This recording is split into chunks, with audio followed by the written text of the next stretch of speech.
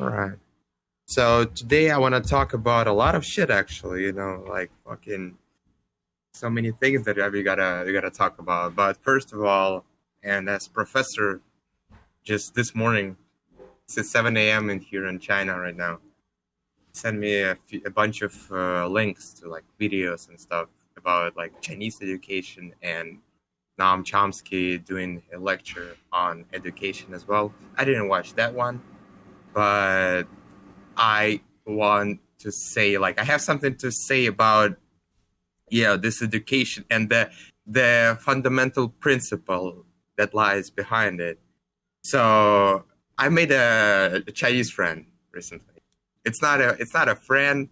I cannot call him a friend, but he's like an acquaintance, right? An acquaintance. So he's still like he's also like bank, like in that category, right? Yeah, I mean this is I don't know that we could ever be friends or something. It's like there's so much difference. Like, and I gotta explain that let everybody know about it. So as we were talking, right, a guy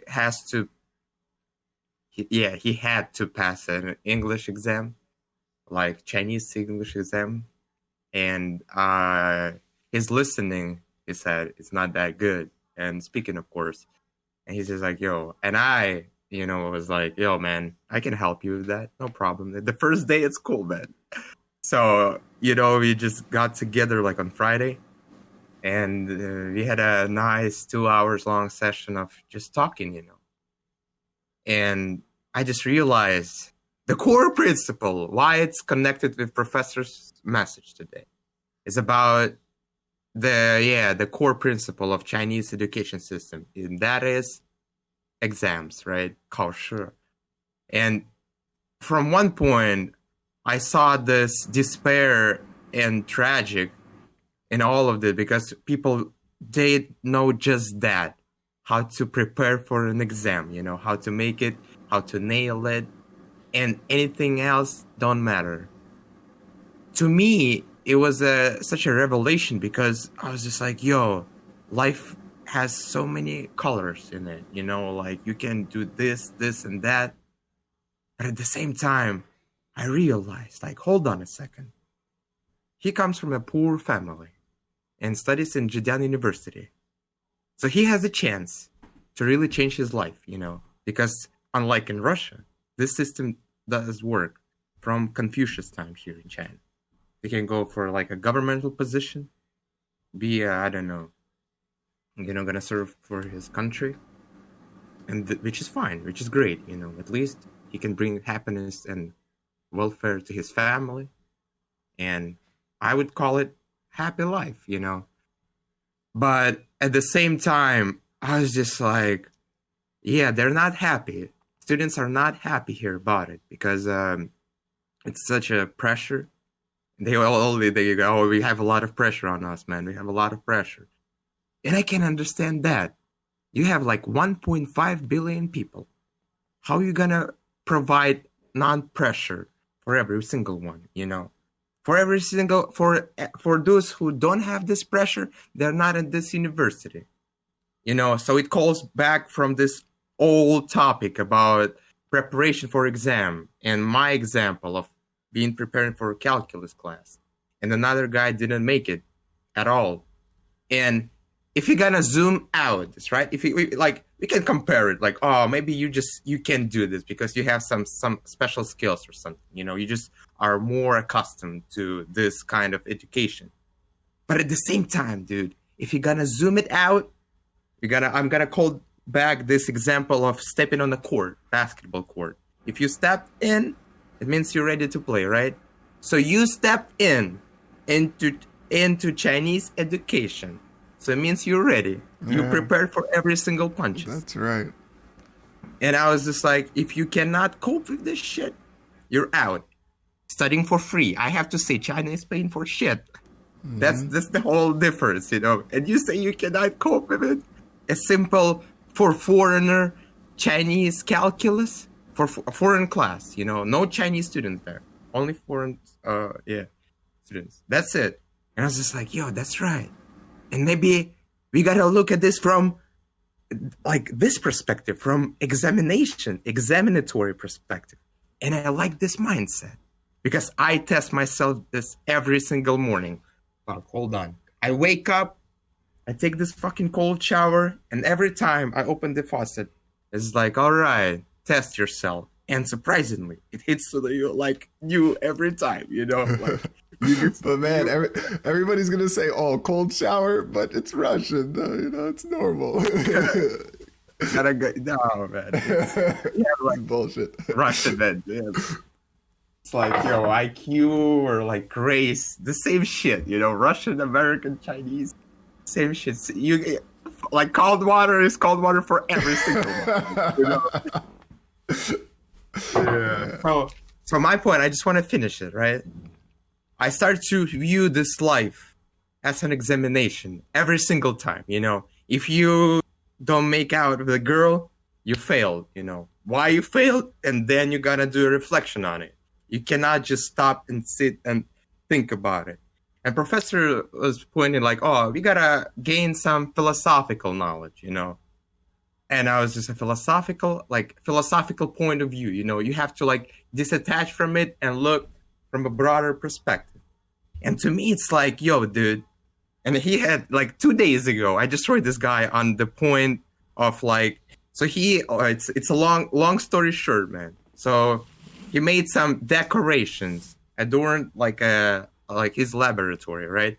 But then after he left, those indigenous people destroyed the whole environment, you know. And he got pissed off about it and been complaining for like 2 or 3 days, you know, but in different styles, of course. And then I just realized, hold on, dude. Yo, that's your problem, you know. It's your ego. I started this point from like, you know, I started to think for myself, yo, man, nobody asked you for this shit. Like, and more importantly, you did what you had to do. You finished. You can put it into your CV. You can create a whole website. You know, you got new experience. Nobody asked for this aesthetic part, and that's ego. And then I said, like, all right, yeah, philosophical point of view, and I gave my sentence, you know, my argument. We can contemplate flowers. We can talk about all kinds of flowers, you know, like yellow, red, roses, all stuff. But as soon as you're how do you call a thing that like a flower? You put it into a thing, A pot. like a pot. Yeah. When somebody destroys your pots, then you gotta get upset and you know your face ready. The same exact concept applies to here. You know, there is nothing to really. I would put like I want to create a verb out of philosophy. To philosophy, there is no Philosophize. Philosophize. There's nothing to philosophize about it, you know, because you gotta be ready. You know, it's your examination. 1.5 billion people, they gotta be ready, and I gotta be ready too, because they wake up.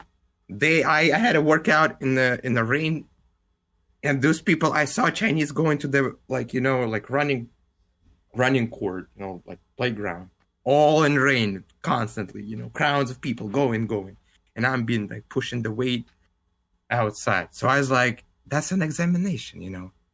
And more importantly, I'm not alone here, you know. I've been seeing like fucking hundreds of people back and forth, and that's an examination. So overall I understand what his point is all about. It's like about, pressure. People cannot cope with it. But at the same time, I can see benefits from it. I can see people getting rich, you know, and in a good manner. And me learning from them, like, all right, I gotta be stronger now, you know. And it's not even about like pulling up, you know, somebody. As you got to this level, you gotta pull somebody's. No, it's like, before the exam. You know, before the exam, you can do it. When it's exam time, no, you're by yourself. And this is very true, you know. And that's not why that was like a fundamental change in my understanding of Chinese people. and of this non-religious, I would say non-Christian point of view is that, yeah, you gotta be, even in this such a big organism, like a big group of people, they're all acting individually, and their individuality is just covered by this stigma of having like, all right, yeah, people, yeah, they're Yeah, Chinese, they're the yeah, same. yeah. Well, you know what they call that, right? In the, I mean, in the literature, as they say in academia, they call it saving face. You know, that's exactly what it is, man. That even that concept that you just perfectly explained. It's just saving face because, like you said, right? They all act individually, and of course, all people have individuality.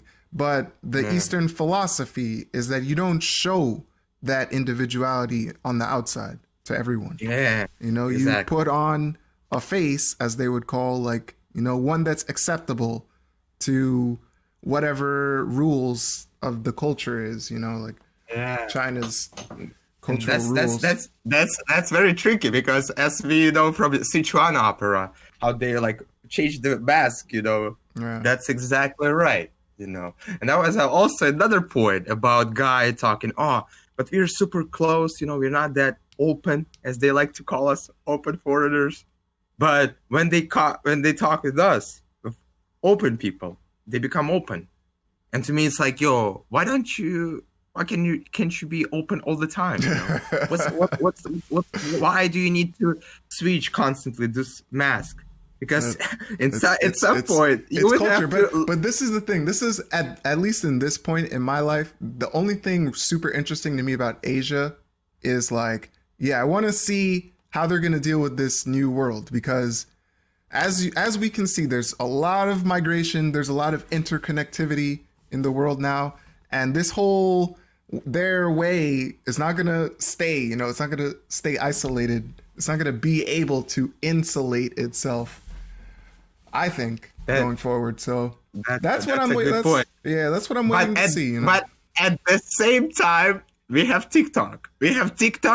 And from the perspective of likes, yeah, that's what Chinese education is all about. Probably, I don't know who wrote the code for that program, but I assume it was like Chinese people were in China or somewhere else.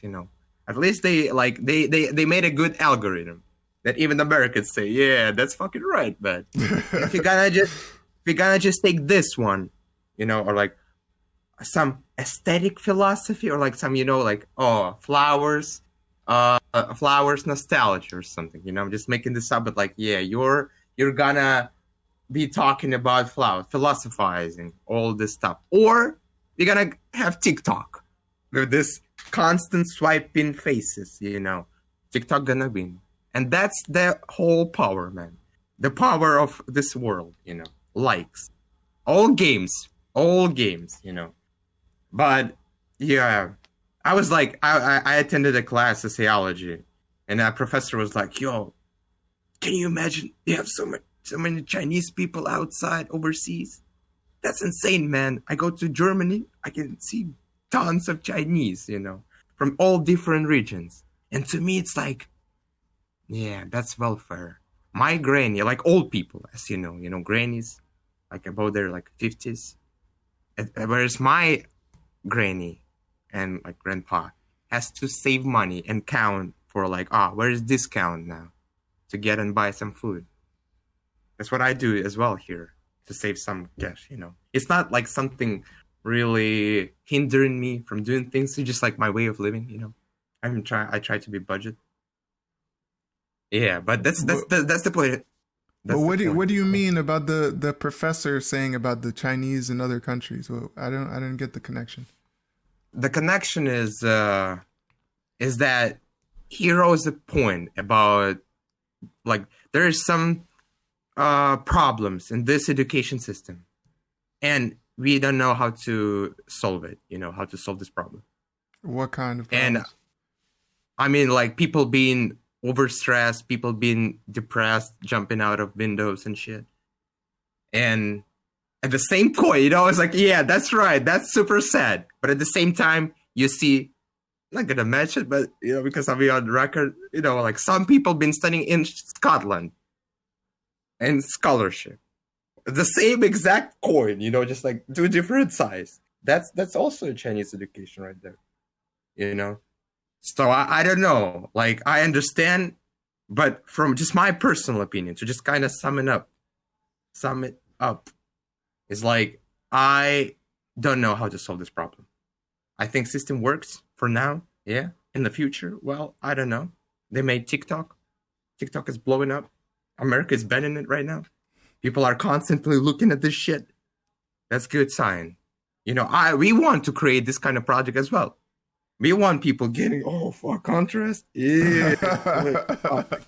like, and to me, I just like, yo, we can philosophize this shit. The fuck out of this life. But if you ain't done something productive and practical, no. Empty the line, please. Next one. And that's very real. Yeah, that's the point. That's the point. But to add to your point is, I think you can't know how to do something practical unless you philosophized about it first. So it's like like a cycle. It's like you start with the philosophy and you reach those like super high ideas, and then you realize, oh, okay, so now I get that, and I come back down here to this regular earth. Oh yeah, now I know what to do. That's how it feels, Yeah, definitely, man. That's how I got it. I got this because I support examination part just because I know how to study well and what to study. The most important part, I know how to, how do they call it? Climb the wall, escape this China firewall shit. I know what to watch, when to do that. So to me, it's like, yo, I got it. I acquaint myself, inferred all information, and now I'm ready to go. With the reason and principle. Yeah. Yeah. So that's how I feel about it. And that was the first topic. The second one would be, dude, I gotta jump from that reverse order from like today, not from the beginning, like 2 weeks ago. So for the first time in my life, I felt an orgasm out of just talking to a person. What? Yeah, I gotta tell you, man. I gotta tell you. All right, bro. Yeah, I gotta defend it now, probably. You gotta explain it, man. Obviously. So yeah, I gotta start from the beginning. As you know, that guy Vasily from Kiev, Ukraine, that I met like last time on the street randomly. I was super curious about this guy because he's a pianist, and I was like, I wanted to test his skills, as I usually like to do. All right, you're a good pianist? Let's check it out. And we arranged a meeting in a piano store nearby. And that was insane. That was a crash course on music, on piano. And I was just listening. A lot of subcontext was involved. Like, I was just like, yo, this is surreal, man. That's something is going on here, And he explained me from notes to music to China. And I had to do a whole fucking, like a report, like audio report, as I usually do. Because there's so many topics in there. So the first one that was like the most prominent really idea that stands out to me is like, I asked him how to understand Chinese music. And he said, you just gotta play an instrument. And I was just like, yo, that's right. I've gotta just rephrase it, restate it a little. In order to understand Chinese humor, I gotta start making jokes in Chinese. Yeah, exactly. And it was just stroked me so bad. I was like, fuck, man, that's absolutely right. I was so happy to hear it because, yeah, that make all sense, in this world. But after this conversation, I'm gonna just put it short because I gotta explain myself. because people are gonna call out for this shit. So as we done talking, you know, I was like literally walking with him and taking notes, you know, like so many good ideas, you know, good observations on China.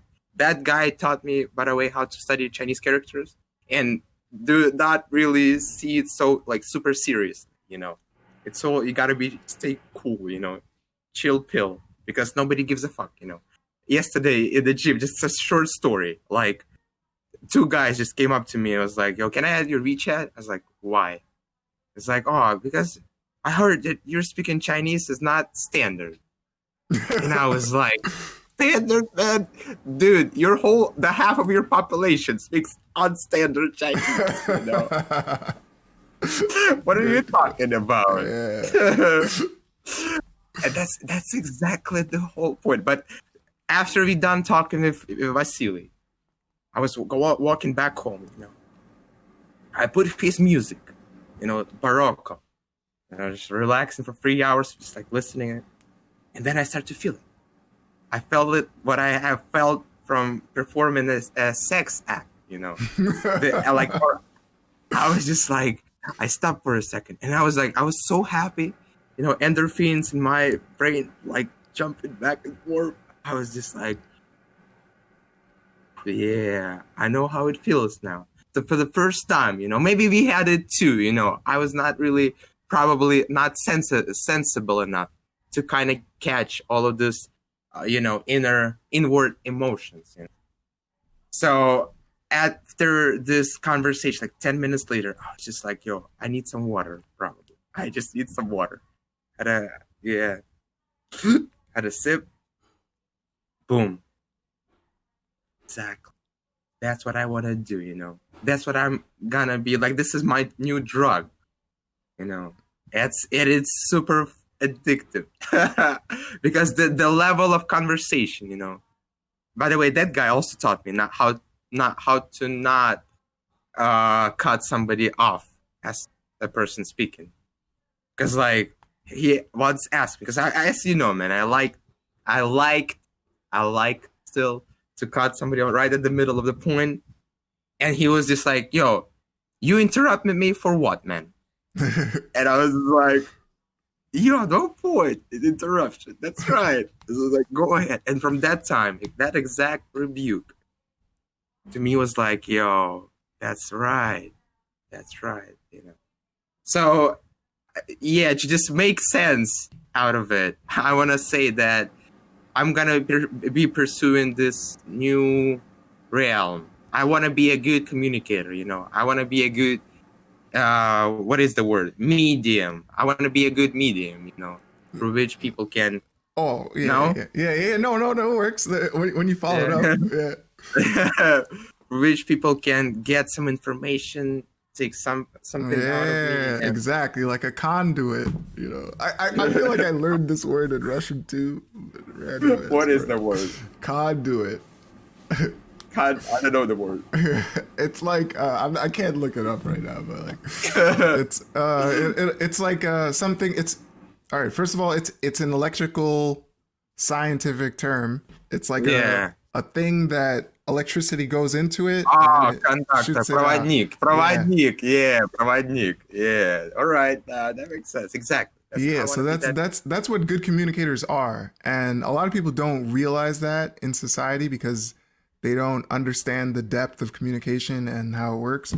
But if you're a good communicator and you understand the philosophy of it, like I said, the high ideas, and then the practical use, then you understand, like, yeah, like you're just you collect a whole bunch of information and then you disperse it, share it, you know, give people knowledge of things that they might not have known and better their life. And it's just that feeling of like just giving someone like some relief or like just some new knowledge or like some new perspective.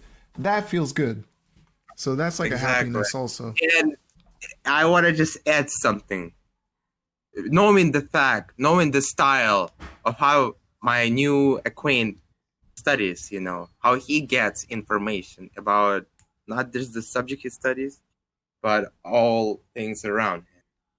I can adjust myself, I can transfer my knowledge to him through this exact style of education, right? This is my obligation. I was just like, yo, I gotta somehow find a way to pursue him, or to as pound, as in Russian we say, pound an idea, pound an idea to his head, and that's exactly right. He has to take another English exam in December, so you have at least 3 months to just talk. I can practice Chinese. I can try to change his perspective on something, because obviously, yeah, they don't know how to do it properly. Yeah. and It's and an interesting concept, even right, changing someone's mind or their perception. I feel like there's a way to parse that out into two different things, because a lot of the times people try to change someone's opinion, right?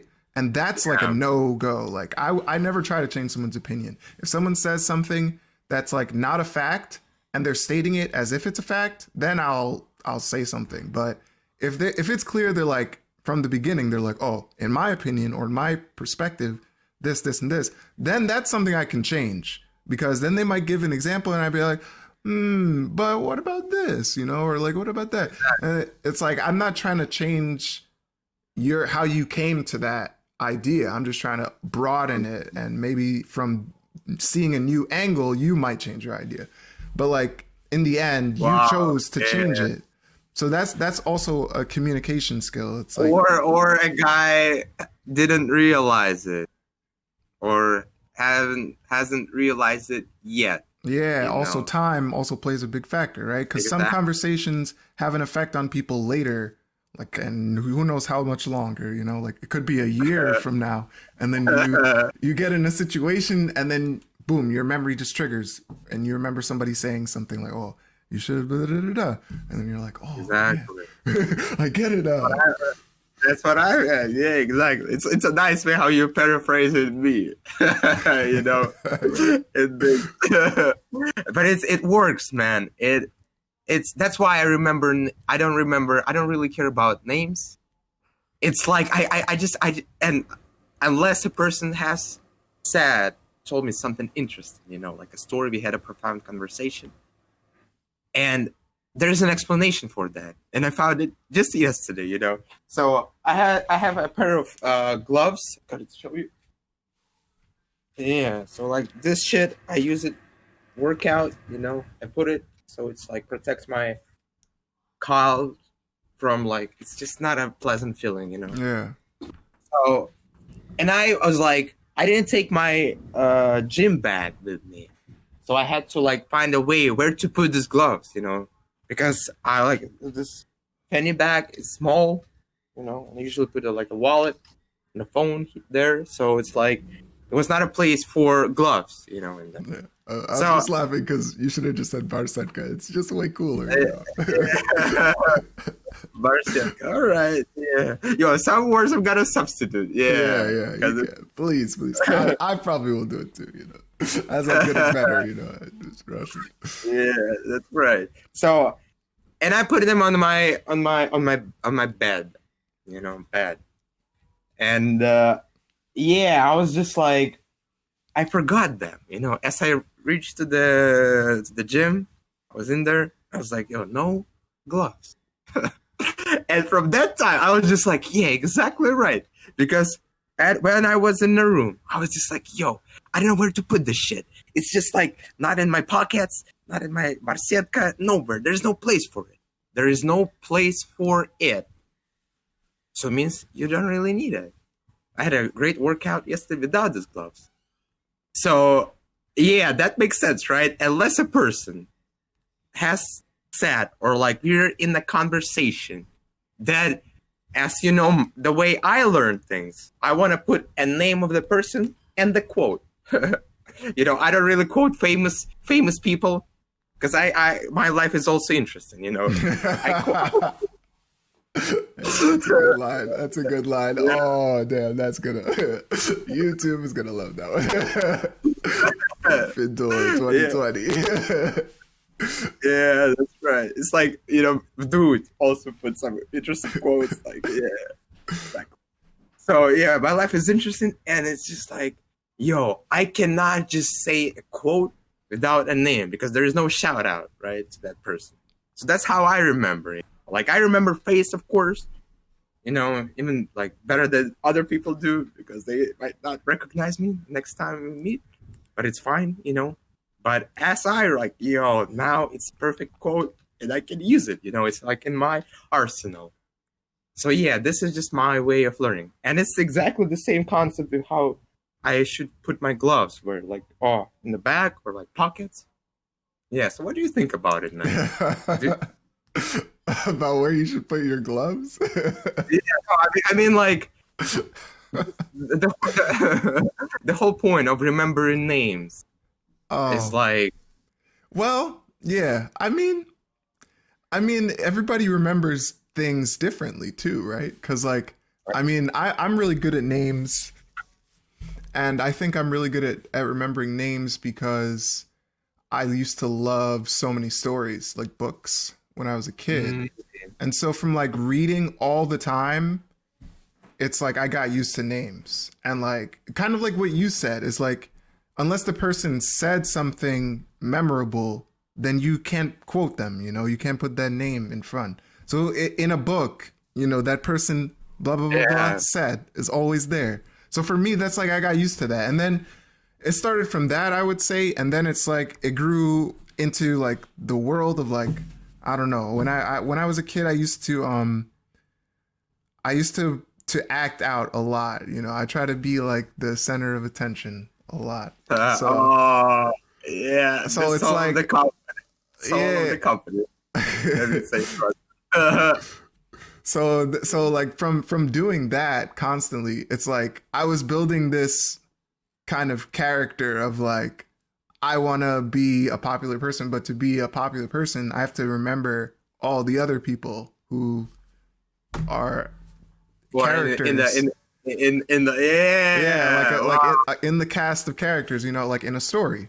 So it's I guess wow. that's why I got good. I don't even know. It's weird how I'm describing it because I'm saying I got good at remembering names as if it was something I did intentionally, but I didn't. I wasn't trying to do that. I just naturally. Wow, dude, that's insane. Just imagine this whole like playwright. Yeah, like a story that was directed by a playwright, a guy, and it's just like being you, and you're just like, no, you gotta put some like makeup there, or like some decorations, like a tree, some shit right there. So it's like, yeah, that's beautiful, man. That's like you're acting out because I also tried to act out some of the things when I was a kid, tried to be exactly the same kind of guy. And to me, the audience was like, wow, just different kinds of people, different age group, like being my relatives, my acquaintance, just random people on the street. And I always tried to sort them out, to just kind of organize the space in the hall, like chairs and tables, like VIP places. So to me, it was more like it was not like a theater, but more like a cabaret. You know Oh, this one, right? cabaret. Yeah. So somebody got like VIP places, some of them like on the balconies, shit. Yeah. So it's like it was always, but yeah, that's a nice way to put it. Every single person that got into that cabaret, right, was something special. They got like they are characters, Yeah. but not on the stage, but in just like, yo, this whole theater, this whole cabaret is acting right now. It's vibing together, and this whole like music and stuff are in there. I Yeah. cannot really separate myself. So That's that's how I. that's why I love parties too. That's like my favorite environment. It's like when you're like, I don't know how much I can describe because I'm trying to keep this, relatively child friendly, but when you're in a certain state of mind and you like wander your way into a party, And the first thing you see, there's like mist and smoke and music and people drinking stuff and like all this stuff. It's like a stage. It's like, all right, boom, we arrived. Yeah, who are the characters? Oh, we got this guy from this style. And that's why I can, like, New Yorkers are like obvious. Like, to me, it's like I can see them. Like, if I'm walking down the street in New York, I would say like my chances of guessing who is a real New Yorker and who's a tourist or someone who just moved here, like within 5 years, is like 70%. I have like extreme high rating, like I get it right almost every time because it's just obvious, But like, speaking of New York, that's a whole nother topic, man. Yo, you gotta finish this one because, like, in Chinese, right? I wanna attribute this skill to New Yorkers because you taught me how to talk with strangers, like with no side ideas, back thoughts. How we say it in Russian. It's just like it feels supernatural to me because if you're gonna hold it back, that's gonna be a problem. And I want to create like two different divergence right now because it's all kind of relevant. Because on the one hand, when you don't talk, right, you get to this another level of frustration. You start to project what you could have said. What would you have said, like, to the person in that specific situation, situation. Fuck, this word is hard. Ситуация. So it's like, in order to get rid of this feeling of, like, frustration, obnoxious, like, yeah, you gotta talk. And right now, as you have previously discussed this, right? That for like a mindset of a comedian is that you just ideas, some things, just like maybe small lines, just pop up in your head, and you just say it out loud, So just follow this connection. Your brain wants to say, just say it, And of course, you gotta calculate your odds, right? Because sometimes, yeah. But in certain areas, I would say most of the time, it's like a pleasant feeling of just getting this relief. You said it, a person laughed, or a person just answered you, and it is already a connection. I start to believe in this spiritual connectivity between like two different people. Especially like I'm in a Chinese environment. So I gotta make sense of it, as much as I can. So to me, it's like just also to make like to kind of. That's why I went on this rant, right? I gotta conclude it. I would say that a good communication, like healthy diet. That's what I'm striving for. That's like my drug. I mean, I don't give a shit about your appearance, your disabilities. I don't really care. But as soon as you can communicate, at least please just react to my word. That would be that's already like a something, something that I can learn from. And that's what another idea, to just kind of dug even deeper. Is like, when you become smarter, the less you want, actually. It's like, I don't need those fancy palaces, with like all wholly smart, communicators, interlocutors, in there, I don't need that academic environment to just be like, just ramble around and be like, I know that. 5-star, yeah, I know 7, some shit. Dude, just give me somebody, for like a half an hour, and we gotta make this whole blowing up, Yeah. That's exactly, and it all like I try to draw this parallel because at the beginning, after we just done talking, I had to buy some. As we done talking with this Chinese person, I had to buy some chicken, as you know, and I went to the Walmart nearby, and from the like on the distance from this class that we were in and the first traffic light, I was just no, it's just wasting of time, this was a dull as fuck. The guy is not really like my cup of tea. But then after this green light, I was just like, yo, hold on a second. You're limiting yourself. There's so much shit to unpack right here, Fedor. It's like, and then boom, ideas. All right, first time, first time, real long conversation with a Chinese person sitting right next to me. It's just like, and he is willing to talk. First time in 2020, I was just like, that's a good achievement, first of all. You gotta condemn yourself for it. And then, boom, another idea. Like, oh shit, he wants to learn English. I want him to learn something about the rest of the world. Boom. I gotta find some ways how can I, whisper, pitch this idea, right? Like a fucking dart, and the sharpness of a dart and also, the speed and like my posture, it's all up to me.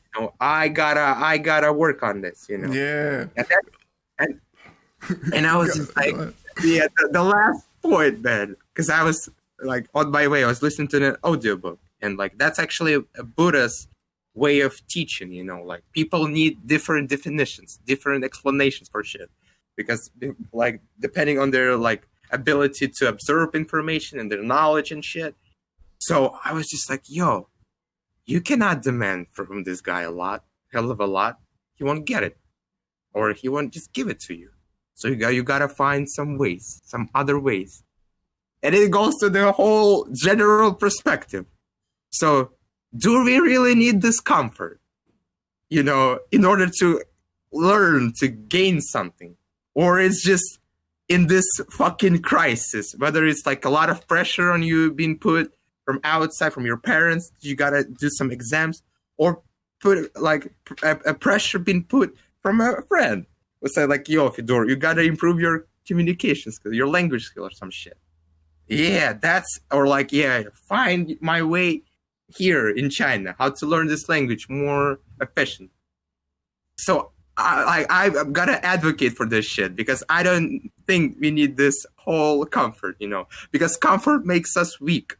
I ate biryani like 3 days ago or something. Pakistani people, shout outs to Pakistan.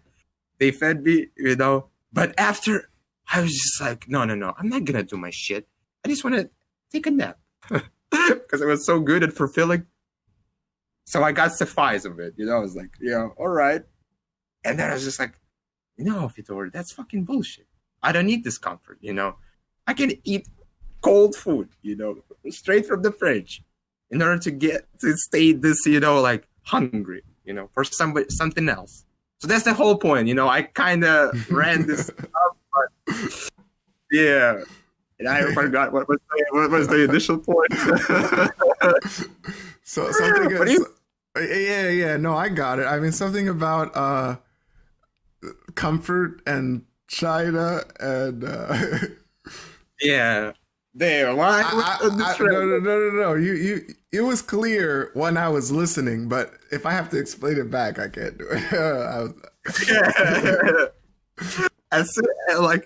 This made. If I made this clear, this fine. Audience. In the comments, they'll be like, yo, we got you, man. We got you. Yeah. So that's the point.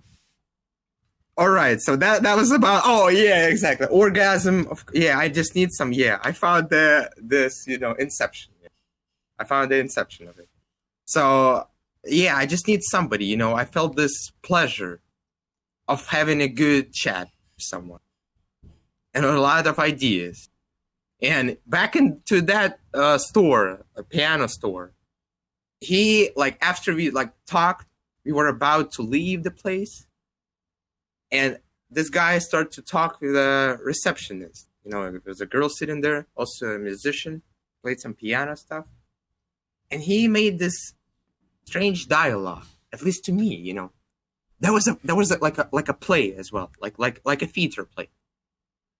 And I was just thinking to myself, why he's asking about the prices of piano? We're not gonna buy this shit, man. You know it. And I didn't say this I was just like observing them acting together. And then as we left the place after like 20 minutes of talk, I was just like, yo, man, I was getting angry at him. But then as we were having this long ass stroll back to his apartment, because I parked my bike right next to the store, but I was just like, yo, you need to explain to me this shit, man. And we went all the way, like 2 miles probably. 2 miles, man, one side.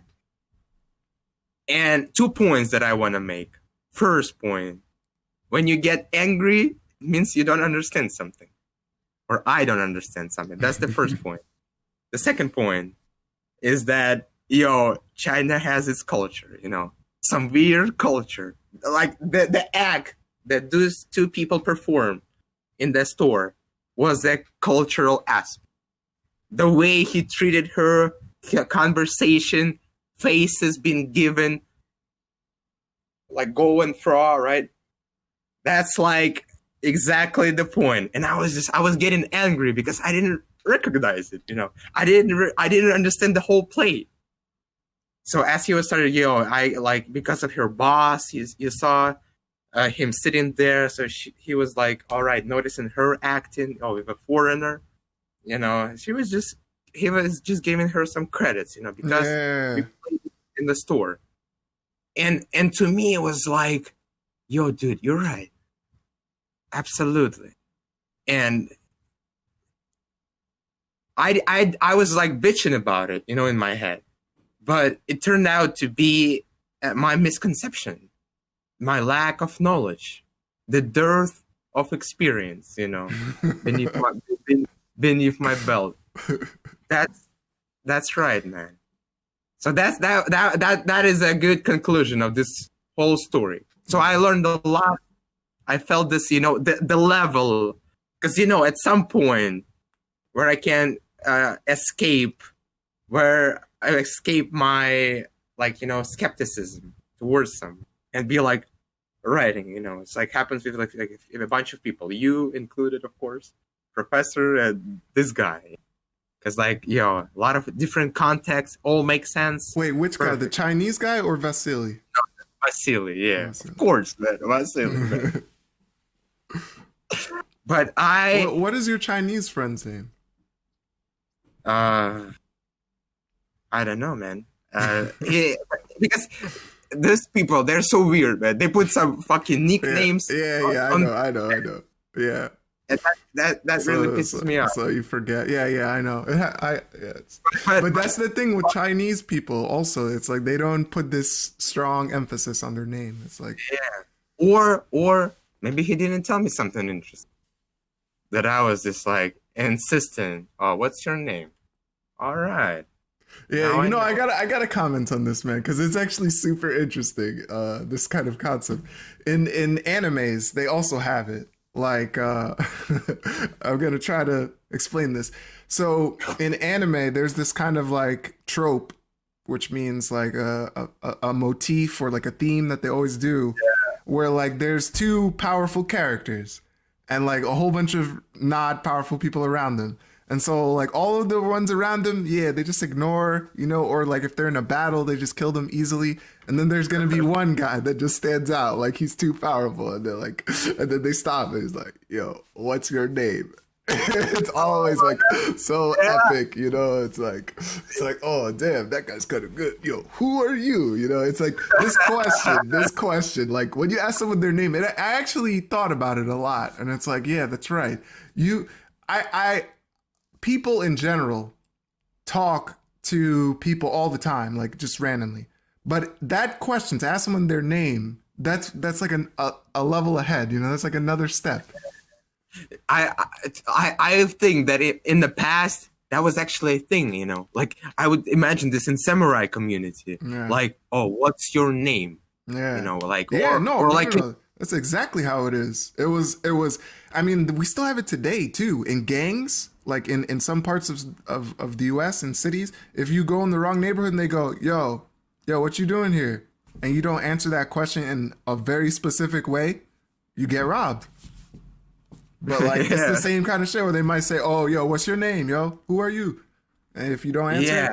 answer, Like before, man, it was like, yo, what's your name? My name is Tony, like son of Alexander, right? yeah, Exactly. You yeah, were like representing back in the old days, like your father, or like you were like, and then people gonna know it.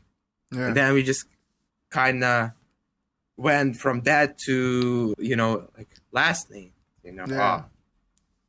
But But now, here but is but nowadays, people don't. There's no real like. That's why I always make jokes about people's names, especially Americans and British people, because they just have the most. To me, they have the most random names, like John Puddle. Like Puddle will be someone's last name. It's like really, like that's your name, like Puddle. yeah, that's weird, man. But at the same time, yo, Chinese, they got it crazy. Chebodonova. That was crazy. I was like, really? That's a name? Like,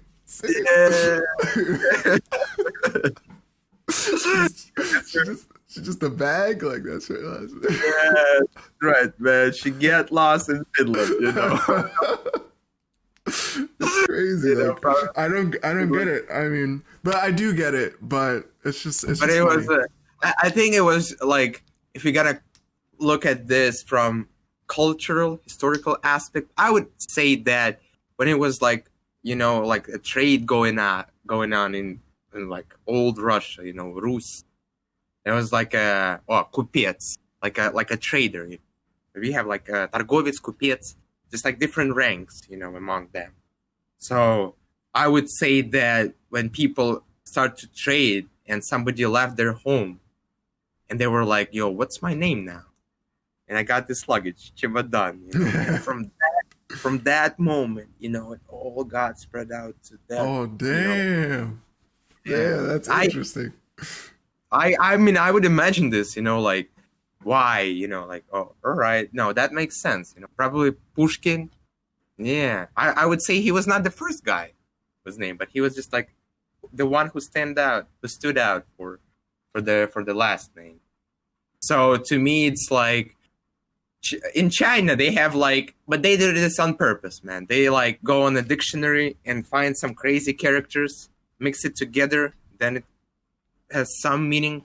Students don't understand it. I have tried to inquiry this a lot of times, but yeah, some of them they tell. That's what I'm saying. It's like in Asia right now, they like, I don't know if there was in the past a time. I feel like there is. I'm thinking about Japan in particular, where names were so much more important, and like naming your kid or like having a certain family name was like super, like everybody paid attention to it. But now it seems like in contemporary Asia, it's like, oh, just name him something that sounds cute or something, and then yeah, exactly, man, exactly, and we are losing this, but that's the whole transformation of societies, of nationalities, borders, cultures. It's just like this thing is just less important than it was in the past. Like this samurai, killing like how many, like 30 or like 60 soldiers. I think it was 60, yeah. 60, yeah, that was the thing because it was in a forest or something, or there was no law enforcement, Imagine like this. No, there was law enforcement, man. Law enforcement. Yeah. Yeah. Imagine this battle in Connecticut, man, in the forest. One guy takes out like 60 cops. That'd be epic. That sounds like a movie. It sounds like GTA, man. I'm like, try it, man. Gotta try it. But yeah, that was an interesting topic, names and like our understanding of it, because we see this thing differently. You are still holding to this old way, I would say, but also like cultural background, and me being like, I have formulated this, I put it into words, and like I made a principle out of it, because like a name, if you're telling me your name, I'm gonna remember it, I might even look it up, on Google or something, what that means. But for now, it's like, unless you talk, you're like, yeah, you represented your name properly, I would be like, nah. I'm going to give you some time. Yeah, that's a nice way to put it, man. That's a nice way. I like it. So as we talk about Vasily, we go in even deeper, and the next meeting was. I'm talking about just my 1 week, man. 1 week last week. I'm talking about I wanna bring this girl up, Chinese one, that I met as I was working out in the playground and doing my pull-ups, upper body naked, and she was just walking by, and I was like, all right, interesting. She's just walking. All right, gonna do some more push-ups. I didn't really pay attention. I noticed her, but then she stepped into this playground. On the side. That means she's ready to play, baby. Let's go.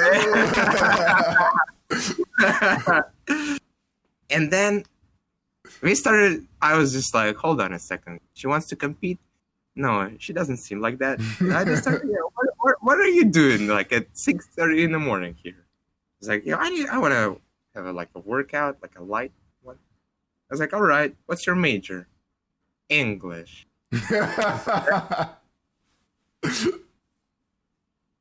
From that time, I was like, English? All right, English. You gotta test it. So as we just got each other WeChats, it's like a long story. Because I want to get into more details as we met in the afternoon. And then boom, we got it. Afternoon, 5 o'clock. She was, oh no, that was exactly the same day with Vasily, man. That was that was Thursday. I remember it now. Yeah. So I did my workout. I went on this meeting with Vasily. And then after Vasily, I met with her. So it was just a new style of Fedor, play, Dude, first thing that I learned, don't give a fuck. That was raining. I knew the place that I wanted to go, I don't want to go to like a cafe or some shit. I don't want to waste my money. Just want to sit in the park, because the most important is conversation and not coffee or any dishes. So to me, I was just like, rainy, there's no park. And prior Fedor would be like so pissed off, like where to go, how to go. Damn, I'm super confused. And new Fedor was like, she was sitting and waiting. I was like, all right, we're gonna find some other places, And she was like, yo, we gotta do it fast. I was like, fast? Do you want to drink? Drink some water, I can get you some water if you drink it first. You're like, all right. And I didn't give a fuck, man. I look at my map. I said, all right, I know where we're going. Like, all right. Then we went there. There was no coffee shop there. So I was like, all right, better go there. Check that place out. So I was just walking. And this is the new perception. Because as I was super frank with her. I was just like, yo, we're going to meet only one time. This is how it happens here, in Jeddah University. I meet people one time. And then, boom, nothing happened. So I was like, I don't really care. Give a shit. So, she was like, all right. We sat down, we found a place, like some random shit. I was like a 10, I was like, oh, let's sit there. I was like, but I need to find like a coffee place to sit. I was like, yo, you're tired? You want a coffee? Sit there, She obeyed, man. That's the first rule. And as we started talking, she just came back from Germany. She was like an exchange student there. And so it's like talks. And then we actually went to a coffee store. I'm just like mixing this up, just trying to make it faster. Yeah. And we found a place. We started drinking. And then it happened, We started talking about sex. And how horny she is. But her boyfriend doesn't want to fuck her. And didn't want. Like a German guy back in the old days, in the city of Hamburg. And I was just like, yo, that's a nice move, because she's a virgin. She told me that. And I was like, I respect this guy, And I explained my reason. So I wouldn't really take your e-card unless you're going to become my girlfriend. Just clearly not going to happen.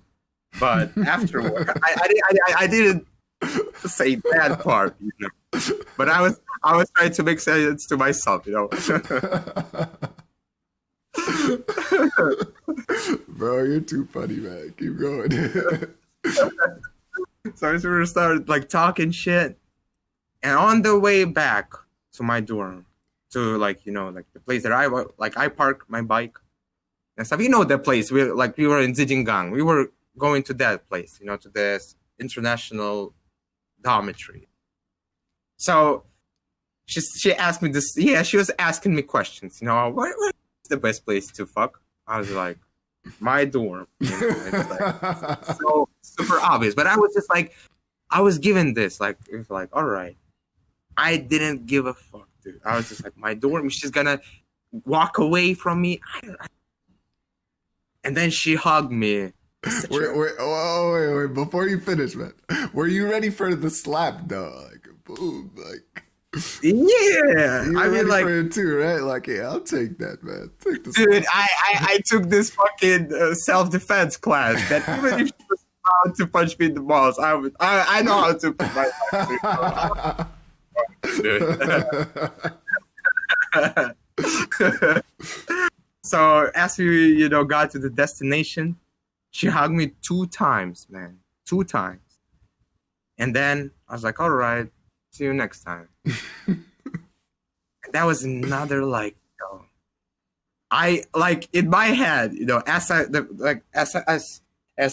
soon as I saw her in person, in the dress and shit, makeup, I was just like, yo, in order to not get excited about her, I imagined that she just shitted herself so bad that it's kind of it smells not good. So it's like, who am this? Who is that person? So that's how the level of excitement got to normalize. So that was the story. What I got from the story, man, was a lot of first lesson, as I said, don't give a fuck. Second of all, it's talk about everything. If she wouldn't want to talk about, she could just leave. She could just leave the place. Yeah. Every single time. I just realized this in my head. That's how I got this lesson from meditation. Actually, is that I probably told you this story. I was meditating the other day, outside, and I was sitting. At one point in my head, I was just like, yo, what time is it? And then this inner voice said, it was just super crazy. You can leave any time. And I was just goosebumps again. And I was just like, yo, my phone died. And I was just like, yo, that's right. It's just not about meditation. It's about my life as well. I can literally leave anytime I want. That's the whole freedom, because I can just, suicide shit. And I start to apply this principle. If I can leave from this life, I can leave from anywhere, leave from this call, leave from that meeting. Because who cares, man? If in this broadened perspective, right? Yeah. So that's what gave me power. That's exactly how it works, man. That's what that's what people say why you should learn philosophy. That's what it does. It's a lot of people say, oh, what's the point? You can't make money from philosophy. But that's the most shallow way to look at it, because yeah, you won't make money directly, but the level of, I would say, peace that understanding some high philosophy gives you. It's you can calm yourself down in certain situations. You're much more easily, I would say you're much better at not falling into depressions, or not falling into them. Yeah. Much better. I'm going to be so real. I get depressed sometimes, as it happens, but it's under certain circumstances, right? But also, as you know, I come out of it, right? And how do I come out of it every time? I absolutely would give credit to a lot of the philosophy and just knowledge of the world and life that I get. So at a certain point in the depression, I start to realize like, okay, wait a minute. I'm depressed right now. It's going down. All right, so I need to like just take some time to stop trying to force myself out of it and just do some small things until I slowly get out of it. So Yeah. it's like philosophy helped me get to that point where I could just like think about it in that way, or like reflect on myself, reflect on what's important, reflect on what's life, like what, letting go. Sometimes a lot of things, people get really anxious about a lot of things because it's not happening right away. And I think, especially in this culture nowadays where we have the phones and stuff and internet, this like need to get an effect right away is like amplified all the time. So like when you can't do something right away, you start to get depressed, or you start to get like doubtful because it's like, oh, but like I didn't get like an instant reaction. I didn't get an instant uh feedback from something. Yeah. So like that, I think that builds up, and that's what causes people to fall into that like depression. Absolutely. That's one aspect that I also want to kind of comment on it, because I have a problem of not just not getting the feedback, but I want to get like feedback not just right away, but by achieving all tasks necessary in order to get the feedback. For example, like we need to start uploading this stuff, right? But you're like, Oh, it's coming, baby. It's gonna be coming like a train after this, and it's gonna be so fun, dude. But yeah, go ahead. so we're trying to upload it, but at the same time, I have to do a thumbnail. In order to do a thumbnail, in order to get a feedback, and in the like, what I mean by that is the feedback being uploading. Finally, it's just like this Yeah. connection. I need to like achieve. I need to do so many shit. I gotta drop off this all fucking like school stuff, or I just an example, right? Yeah. Or like just not having this talk right now and like preparing this, small details, but at the same time, or reading a comic book on like what the Watchmen, like Sandman. So people should understand that it's not gonna come right away, and most importantly, you have to really reconcile with yourself that you're not gonna read the whole book one time. That's the most important part. It's not about getting the outcome of this book, but actually proportionize every single like step. Like I'm gonna take this much this time, and this much next time. Next time, just don't take it too longer. That's why I started to do this, like like all stuff that I read or listen. I put like days, from the like days between the day I started it and now, so I can get like a visual information that all right, it's been like it has elapsed like 14 days since I last read the book. So to me, it's like also like this Russian mentality of wanting to get it so fast. It's one point. The second, normalize and just think it through. Make it like, all right, a good planning system in which you can really design or like dedicate some time of yours to a certain task. This is also very important to understand.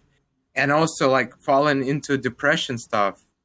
That's been in this regime, and as you just said, like philosophize, understanding that there's something so significant that exists, and how you can find like there's only like a few dots that you need to connect in this whole ocean of like ideas and spectrums that gonna bring peaceful to your house, Mm-hmm. to your inner house. So I found the triggers, and I actually found the way, not the triggers. I found the way how to really connect with myself, and that's been meditation. I attribute this like my new improvements and understanding realization to this exactly new habit that I have. And before I was bitching about it, I was like, nah, man, it's just played out. Everybody's doing. I remember that. I remember that.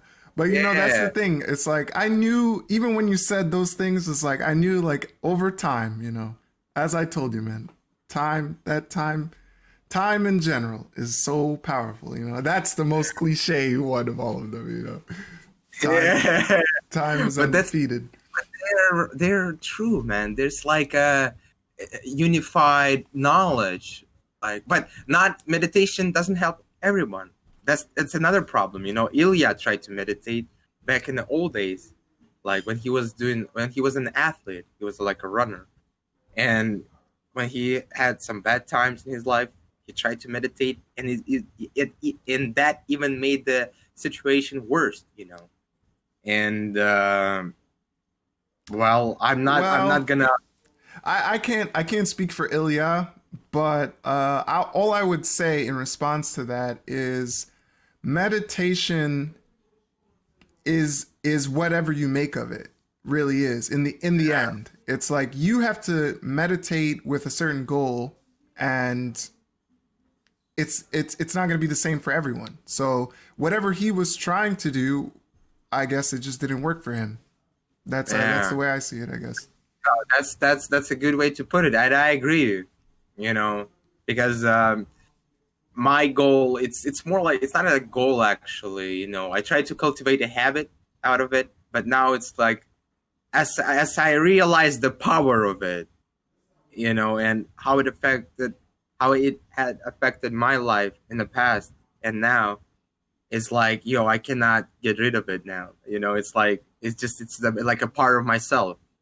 Like workouts every single time. It's just, yeah, just the way I live now. That's a good thing about myself. And I think, yeah, cat is cool, had a very much to do with it. Like this, cultivating this spirit, because not all people can take cold showers, and that's what I would recommend to you, my brother, every morning. Yeah, turn this up, and you're gonna feel like, yeah, because the problem if Yeah. you like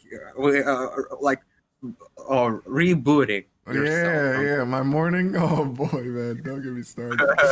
Like I've been trying all sorts of crap recently. I just got like a water heater, like Yeah, to boil water and pour tea in the morning, like coffee, something like. I'm like, oh yeah, yeah, if gotta. I just put it right next to my bed, that will just doing it will wake me up. No, you gotta try to do some cold showers. Yeah, I'll No try it. contact.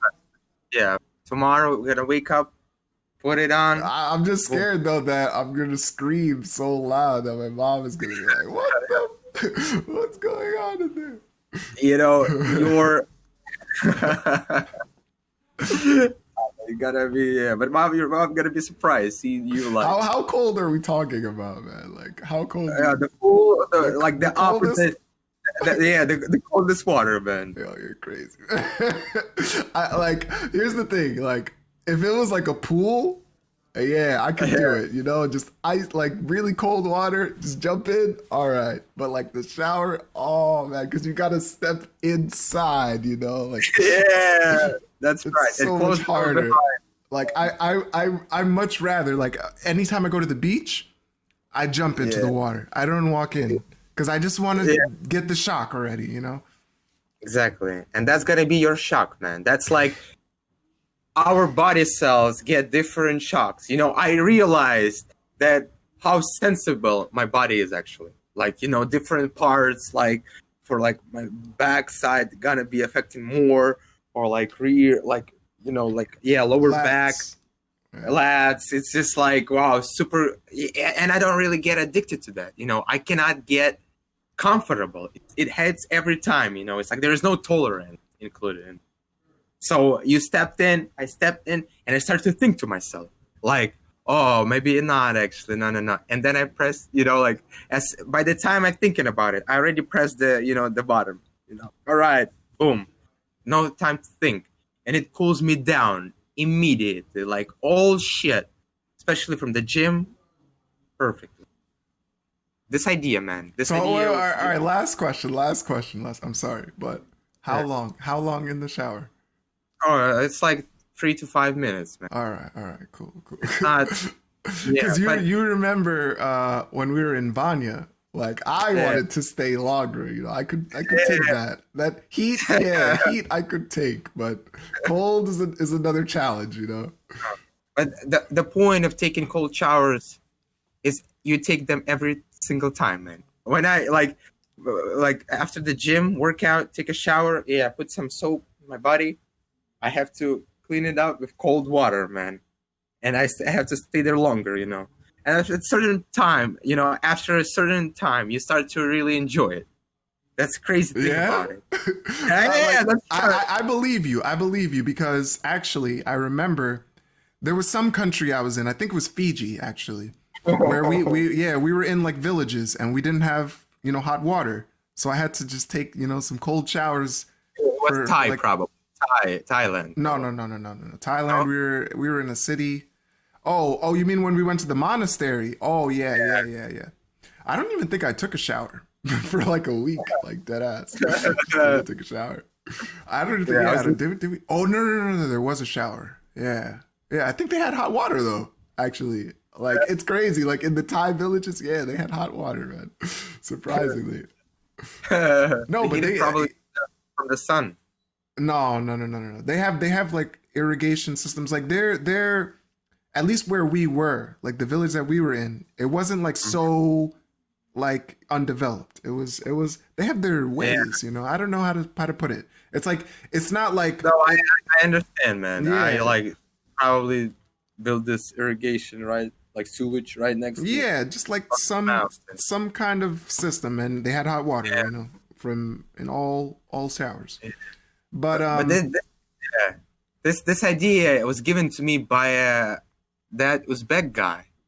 You know, he said like, "Yo, man," because I was like, I get super sleepy after every single workout. You know, yeah, I just take cold shower, man. I was like, what? Cold shower, and then Goggins or other person like cold shower, cold shower, cold shower.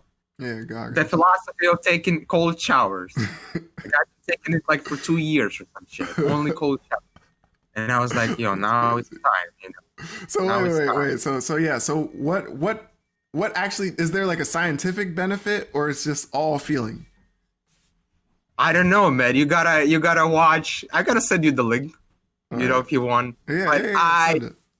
from my like research this topic, I didn't really find any scientific ideas. I just Okay. found that yeah, the feeling I'm like more woken up.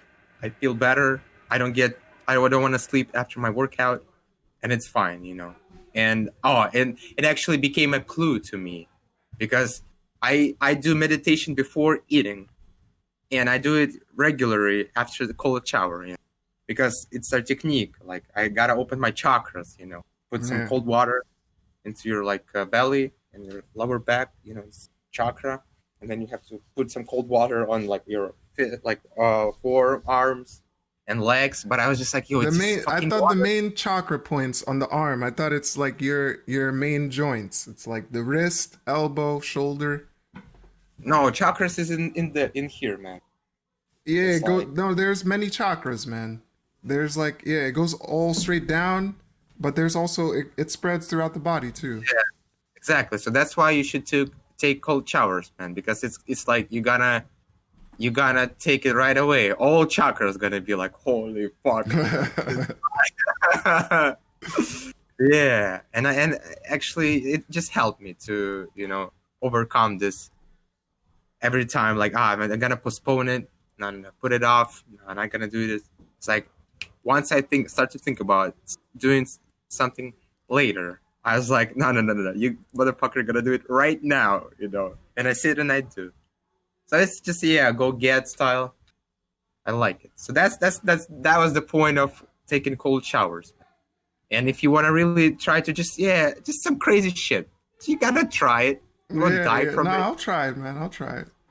I mean, I love hot showers, but I'll do cold for a while, you know, because I wanna break something, you know, like it's weird because it's like usually I go to other sources.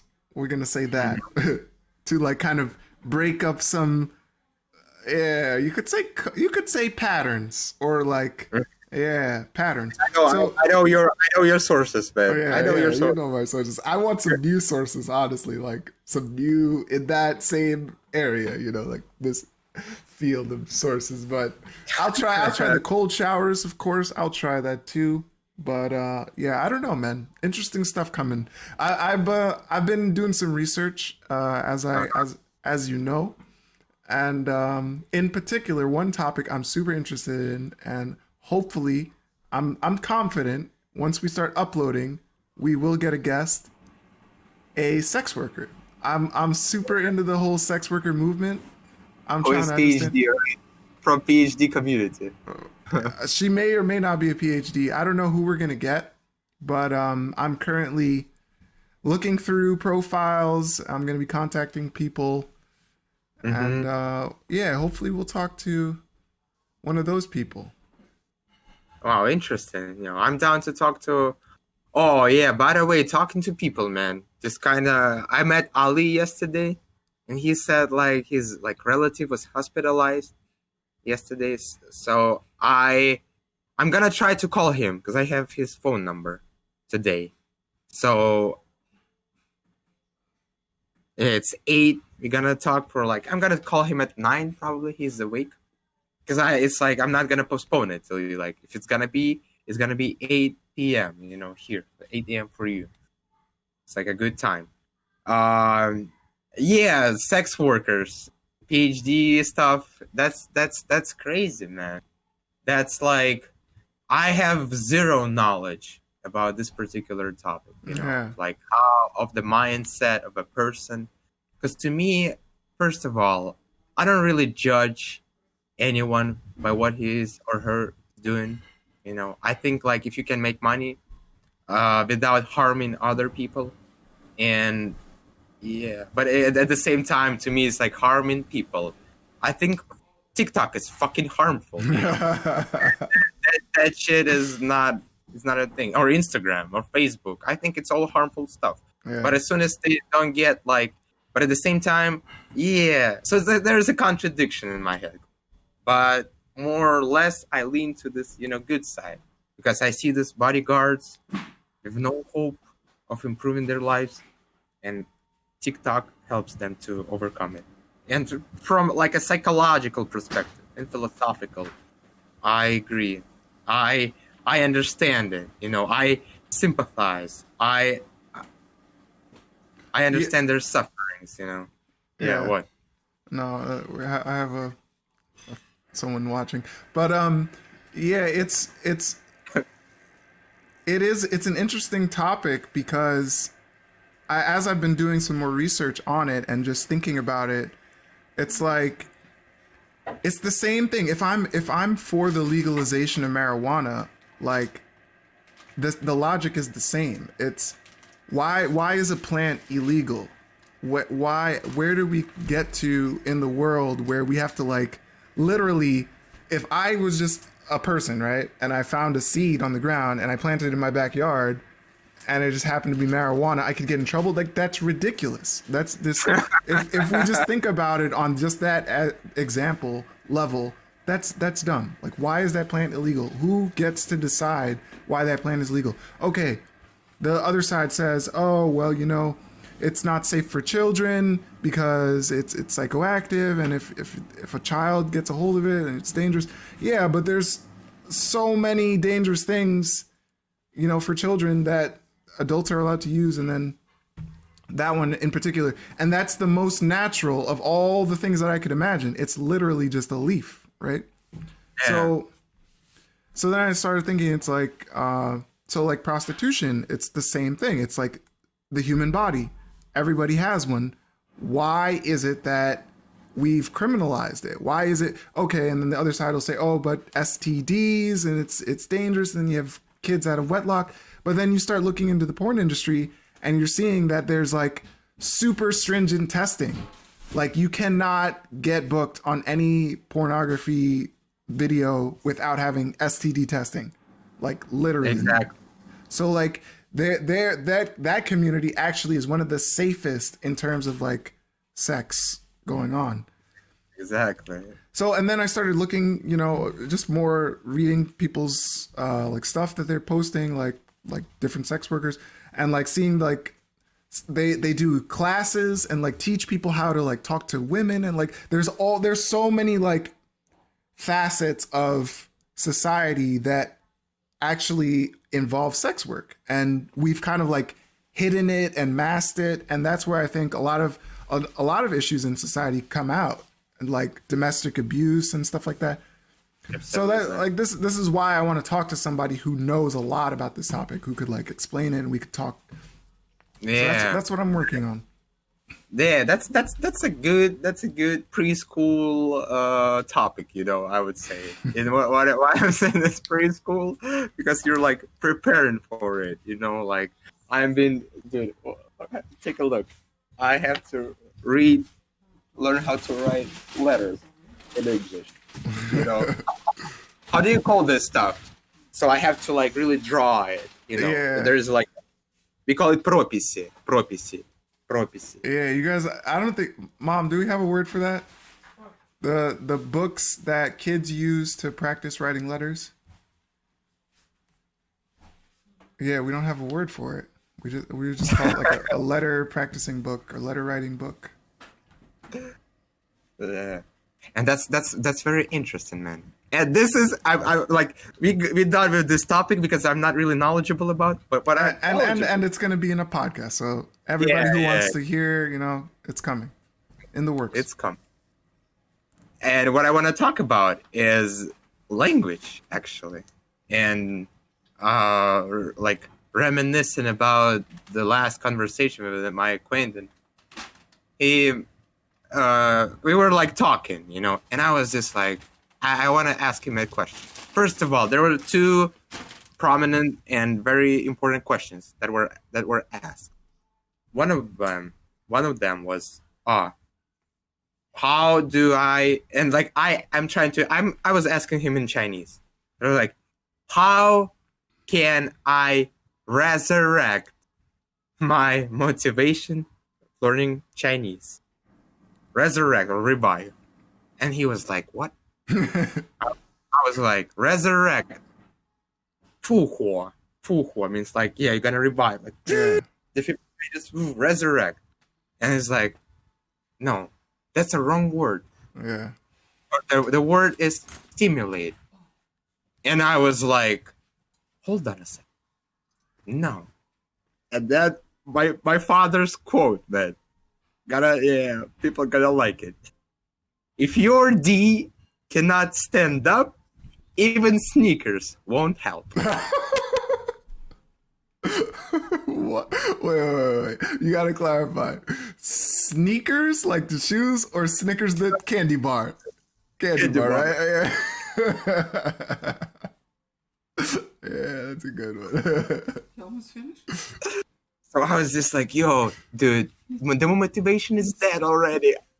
There's no like stimul, you cannot put Viagra into a dead person, the team won't stand up. Yeah. And also remembering Vasily telling me like, yo, they learn by the contact, not by words. This is very important because like, as you know, in Russian we have a word for every single shit. And it allows us to create these parallels and, like sentences, complex shit. But in Chinese, they have it all remembered. For motivation, we're gonna only use stimulate. Yeah. And if it's resurrect, I mean, like in English, as I start to also like, reflect on it from this copyright perspective, or like a good communicator, a good language obtainer one.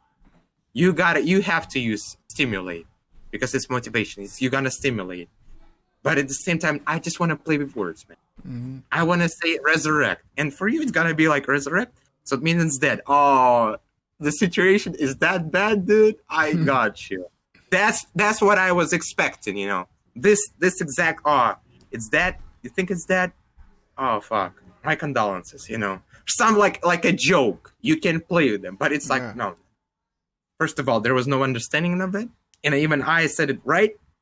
Second of all, the context was not correct. You only can resurrect somebody. I don't even know why they have this word in their language.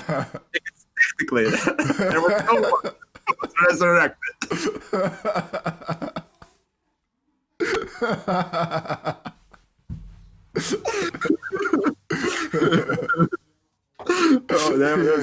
I was just thinking about it. I was like, yeah, that's right. Like, who was resurrected for Chinese, man? Nobody.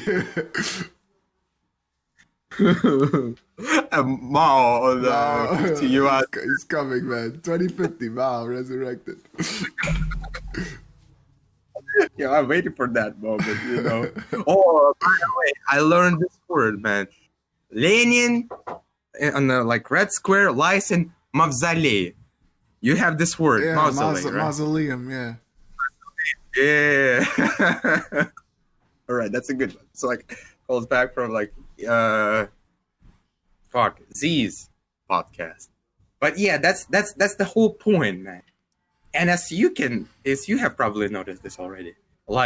Out of all not English speakers, Russians being the most all right, yeah, words, all right, a horseshoe, Patko, all right, just and I imagine that they put it, and that's exactly what I'm talking about. And another point, we're gonna conclude it all together. But remember the word imprudence, right? That we learned together from the last time. For you, it was a new word. Yeah, I already forgot what it means already. Yeah, all right, exactly. Because you don't have this.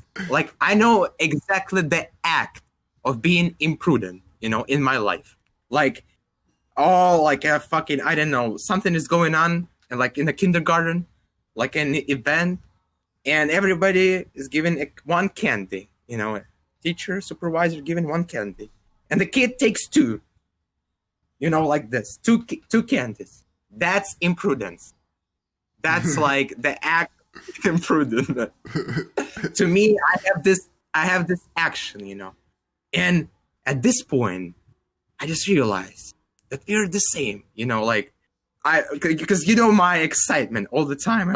I talk to an English speaker, American, and I try to, wow, your English is good, man. But so am I, so my English, my Russian, it's we have this the same level, it means just people are learning like this, regardless. Fuck, I'm complicated. I'm perplexed a little, but I gotta put it simply.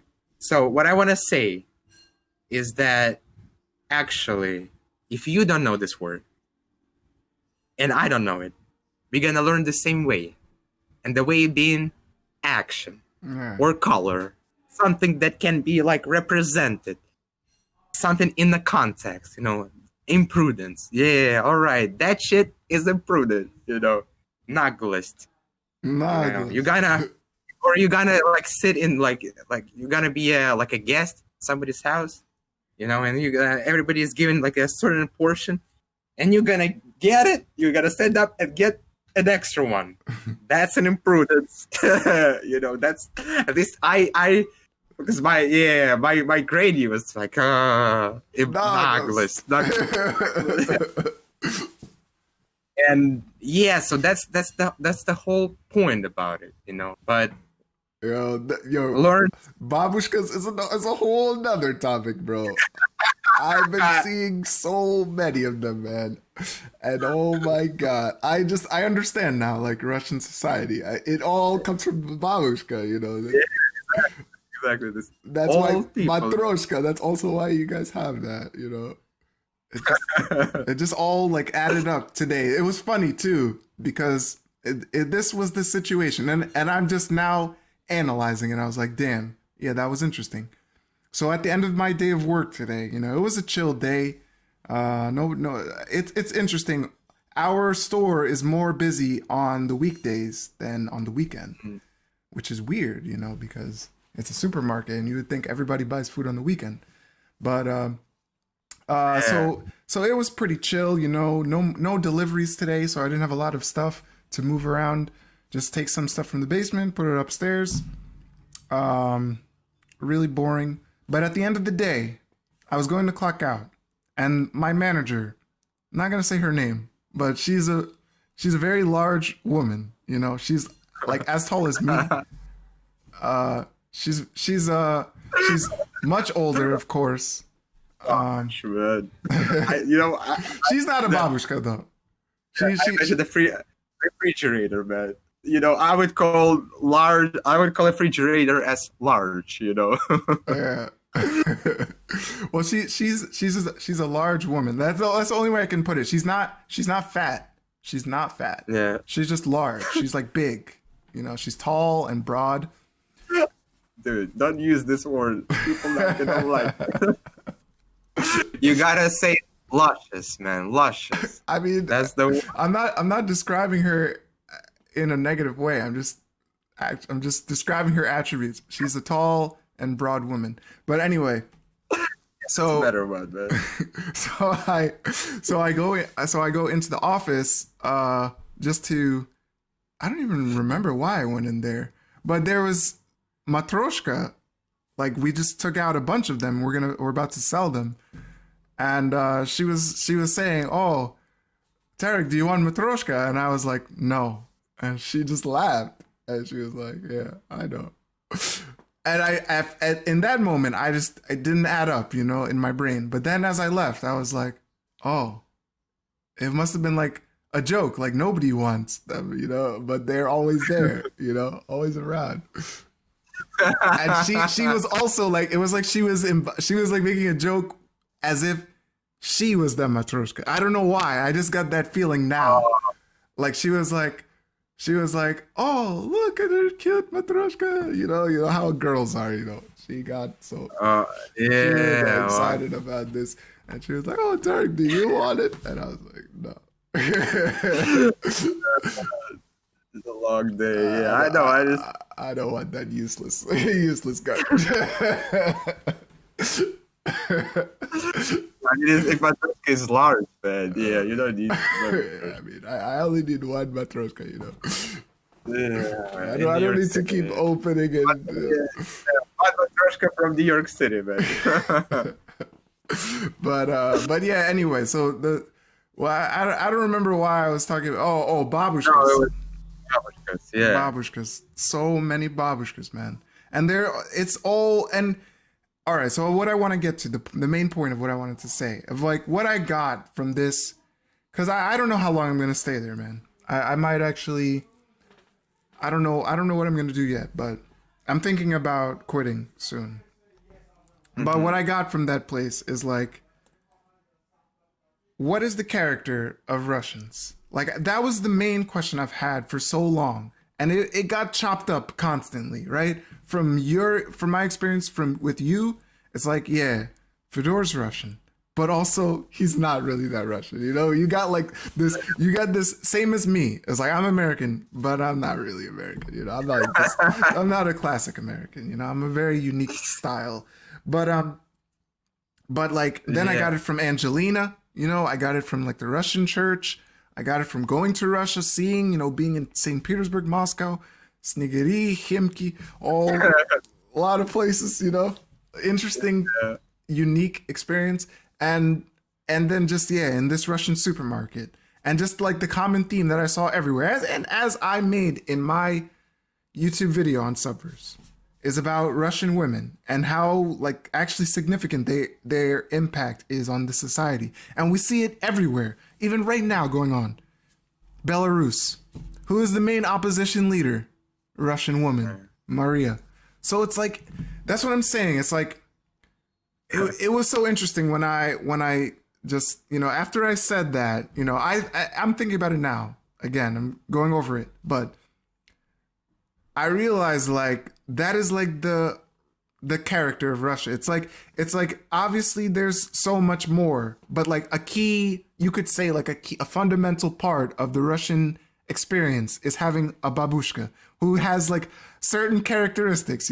She's like stern, but she cares about you, and she's like always healthy stuff, you know, always cooking and like helpful, just super helpful person.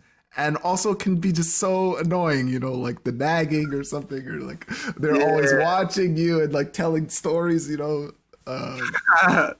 Like The neighbors. Yeah. all day, man. All I hear is about this one's son, or that one, her grandson's married and he won't come back to Russia or something. Like always this kind of like gossip stuff is going on. Yo, do you guys have this in America too? Yeah, of course, man, of course. Or I would say in the black community mostly. You know, I can't speak for other ones. I heard abuelas, so in the Latino community, they have the abuelas. So yeah, they have that also, but so they, yo, that's an interesting point because I'm trying to break this down and not try to really use this babushka as a representative of Russians, you know, like of Russian culture, I would say, even though it plays a big factor. You know, I know it perfectly.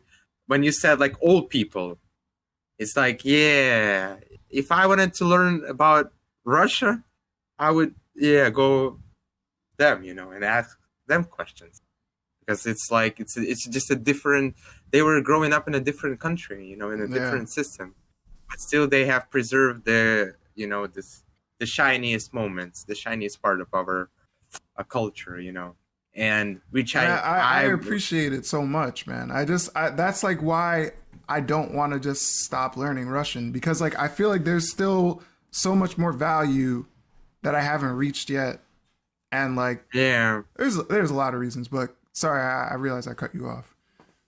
no, that's fine. That's again, as you make this reason to yourself, you know, whether it's like talking to a Russian babushka or watching YouTube videos, learning about it, because the same thing applies to, you know, my process of learning English, you know. And recently I started to learn transcriptions, you know, and the accent part. A Russian guy teaches American accent for Russian speakers. And by the way, I don't know how to read transcriptions. I realize it. To me, this thing it's clueless. You know, I don't know what to do with it. Do you understand transcription, man? I think so. I think I know what you're talking about. If you're talking about like the sounds of the words, like linguistic script, I know about it. I'm not like I haven't memorized it, but like if I looked at it, I could figure it out. Yeah, that's right. And like it's every day, it's like a new, like exactly process of understanding, you know. Like for example, I was listening to podcast 2 actually as I was in the gym, and the topic of racial injustice was brought up by a guy, and to me I just started to realize how complex that topic really is in America nowadays. To me it was just like a thing, like all right, like an outsider look. But as I got to this discourse, you know, of people from like different, like Sam Harris put it also, like injustice and shit. And another guy was like also like fucking discrimination, blah, blah, blah, blah, blah, blah. I was like, yo, that shit is really powerful, you know. And powerful in the sense of like, for a to a foreigner, not an American. It's like, you gotta be, you can be objective here. You know, you can really be unbiased. Like, yeah, I am biased, you know, at some point. But in other aspects, I'm like, yo, I have the clearest vision, you know, of both sides. I can have. So that's the first point. It's like kind of for babushkas in Russia, it's like more, soul. I mean, it's all about soulfulness. Yeah, it's like in America. I mean, like, dude, I stopped actually drawing these borders between like, in America is like this, in Russia is like another way, in China it's like, no, it's the same shit, like literally the same shit. With the students, we have the same problems. We both don't like classes. We both don't like fucking our major, you know. We're doing our stuff. The pity thing is they can't understand what a teacher is saying, you know. So it just gets annoyed. To me, it's like, I can switch my focus. I don't really understand it. It's just boring, you know. We both sitting and yawning together. Both have these problems, language. And And what I realized is actually this, yeah, you gotta, at least you depicted one aspect of it that stands out for you. That's like really, I would say, like, yeah, you bind yourself with this aspect, with this cultural, and like, yeah, memorable stuff. But at the same time, you also bind it with the language, because the language is really appealing to you in terms of like, yeah, the amount of words, grammar, and shit, the way you put it, pronunciation. I realized we're just like Russian and Americans. Yeah, we're the like opposite sides of the same coin. Like two sides. For example, in English, you guys have this like bad and bad. That's what I've been learning recently. Bad and bad. And in Russian, you have this, not with the vowels, the other part, like ugal and ugal. Yeah, for you it's gotta be difficult because like they gotta put the tone in like different positions. So to you, it feels like the same word, right? Ugal and ugal. Ugal. No, no, no. I can hear it. I can hear the difference. Yeah. So I'm a it's just seasoned linguist. That's why. I hate to toot my own horn, but that is the case. Absolutely true. but yeah, it's just beautiful, man. How many stuff are just lurking, from us, outsider perspective, and as you get to understand this, we have the same problems. Because I was trying to put, actually in English and Russian, I have done. We also have this shit, we can express it. Like I was just like putting it to one small aspect. Like remember the podcast with John, but I was just like, no, you need a person where, environment. Oh, that's right. You have it. So as soon as I started to get rid of all of this shit, all of this, I would say immature perspectives, and talking to Chinese, I cultivated compassion for them. It's like mutual understanding of mutual suffering that we both have. He has troubles with understanding me, and I was like trying to really slow down my like timbre and like the speed of my voice. Just like I had to talk like this.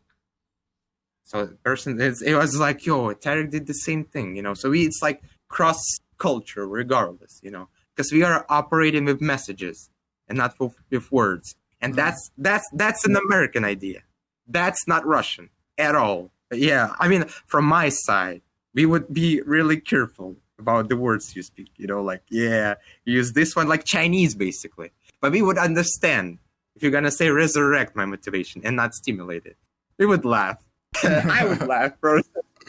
Because it's just a cool expression, Because again, and this is also an Black American perspective. So just all audience let to know this. It's like if everyone spoke the same English, it would be so fucking stale, Nobody would like it. But here you have this accent. You gotta stretch the vowels and stuff. And it's so funny to hear, I was listening to a southern scientist, a woman, mammalologist, like a scientist who studied mammals. Yeah. And she was like from the deep south. This accent, I was just like, yeah, I like it so much, And people laugh at this, It's just super. It's hilarious, to hear this. But in Chinese, in country, we have it. It's a message to me, like, Fedor, you gotta be precise. That's it. It's like Tarik taught you the beginning of this, like the start, like, all right, you gotta know, like, British good at, British are the best. Best at what, man? I don't like this phrase. And I was like, British are the best at making documentaries. Oh, that makes sense now, So if we gotta, go even further, even improve my lexicon, I would say something. Yeah, they are very skillful at making documentary products. So to really sharpen it, nail it to this, like to the pinpoint where I can be like, because I'm a believer in that. But if as much as you progress at this language learning, you can express any ideas you like, you want, and it could be understood by another person. That's like, it's just all about the skill. It's not about, I don't need this chip that translates this, emotional. Because I believe that inside of us, the way we actually form emotions, it's super insane. We wouldn't be able to, like, it's just, there's like, of course, there will be like this decoding process involved there. And it's even going to be more complicated than just to understand the person's like talk. Nice South accent, man. It's funny because like some words I can pronounce with no accent because I've listened to the podcast, but some, yeah. But the biggest problem is intonation, of course. I sound like Russian. I talk like Russian. There's it's a very hard skill that I have to learn. It's like, it's monotonous. Like, if you're gonna break this down to this, to the just like a sound, wave, it's gotta be monotonous. It's not like you guys talking, if so, like a lot of colors, a lot of, we would say, переход, conjunctures, different styles. So yeah, that's the point, man. Language learning. So I try to point. Yeah, forgot what I was making. But no, that was a good point. About the tones. I've noticed in Russian, yeah, there's not that much. At least in the environment that I've been in, there hasn't been that much like different styles of talking. But it has been interesting to hear different Russian voices. There's a lot of different voices, and like there's those Russian dudes who have like the super deep voice, and then there's like also the ones with like the more normal voice, like my voice. Like my voice is not that deep. But it's, I understand what you're talking about. And speaking of tones, man, it's like, the problem is that I remember as I was describing my story going to the mountains. Oh, it's another story, man, to unpack tonight, because I went mountains like last week or something, and I didn't tell you about it. But I just colored them, paint. I attach a specific color, and that's why I took a course on like understanding how colors are formed. I completed it, and now I'm gonna create on Photoshop colors. So I will try to create my own mnemonic system, how I can remember the words in Chinese characters and in English. So it's more like I can see it because I can really, tell the difference between colors. I'm just like naturally good at it. And the point of it is that in English or in Chinese, I don't have this connection, I don't know what every single word, what color that every single word in English represents. Like bad is going to be something like, I don't know, negative, like dark, like shades, or like where it's like appealing or like astonished would be like something blue. It's like, there's different connections. But I just get pissed off when somebody tries to limit me. That's like, oh, you should say it this way. Yeah. And not this. That feels super frustrating. And yeah, I just cannot cope with that. Like, oh, you should say simulate, not because it's like it was a good point to make, because if I'm gonna like hold on this idea of like, yeah, this motherfucker doesn't know shit, I'm not gonna learn the language, right? Because it's just gonna hinder me from all like my plans that I want to achieve. But at the same time, it's just like, yeah, Fedor, you got to be more precise. But you know how Chinese works, right? So it's like, Yeah. because our cultures allow us to talk whatever whatever the fuck we want. Yeah, you want to resurrect, revive, fucking oh fuck, I cannot even spell this in Russian. Defibrillate. That's the motivation. So it's like, yeah, say whatever. At least a person understood you. But in Chinese, probably no. And also tones problem. Yeah, that's the hardest part, Yeah. And it's like, but it's interesting, It's like if you want to speak Chinese properly, like when you're at that like intermediate level where you know a lot of words but you can't pronounce them accurately, it's like you just got to speak really slow. That's what people told me, at least. Yeah, that's right. Absolutely. I should just speak slow in all languages, because when this emotional, drive comes like, yeah, mistakes, and like I'm swallowing the ants a lot, even in Russian. So this tempo is good. That's how I feel. So yeah, dude, I got a question actually, because I went on this rant with no purpose. I have a question. Have you ever? Yeah, all right. Is it possible? First question, to resurrect your motivation to learn Japanese. Japanese? Is it possible to resurrect it? Yes. I mean, let me speak on that. Japanese, like I'm not completely not using it, because if for people who don't know, I actually am teaching my cousin Japanese, my younger cousin. So I still use it and I still understand it on a very fluent level. But to answer your question, it is possible. But the reason why I'm not, I guess, focusing on it is because I don't see the direct benefit for me right now in terms of like my plans. And what I mean by that, right? Because even that is like, we're gonna have Japanese guests, and I might need it for that. And during those times, I'll probably speak a little Japanese. Oh, there's actually a specific guy I want to get on this podcast, which I'm pretty sure he will do it. He's a shoemaker, and he lives in the UK now, but he's Japanese. Crazy guy. Yeah. Shoemaker. Yeah, that we could have. I bet that podcast is gonna be interesting, because a shoemaker. Like, how many people do you know who are shoemaker?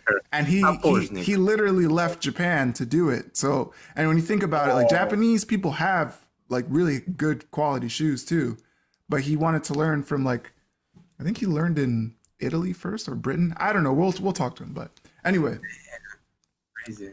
Anyway, so I'll be like Japanese. For me right now is just like, it's like a memory. It's like a good memory. It's like, I remember those times, but I can't go back to it right now. I gotta reach a certain level, and then when I get to that level, it's like, all right, now I'm free to go. Take some time to go back. But I mean, in terms of the culture of Japan, there's still so many things I like about it. There's a lot of things I don't like, but I do know at the same time that a lot of things are changing in Japan. Yeah. And in Asia in general. Things are changing slowly, but they're changing. Yeah, like prime ministers, right? Oh, that when I heard that, I was like, what? But apparently it's not, it was kind of expected because he's been sick. Yeah. But I wasn't keeping up with that, so it was a shock to me. But shout outs to the new guy, Suga. He has said some weird stuff in the past. I remember when I was on Subverse, there was some story I was looking at where he came up, and I was like, what? Like, what? But I'm not gonna dig into Japanese politics.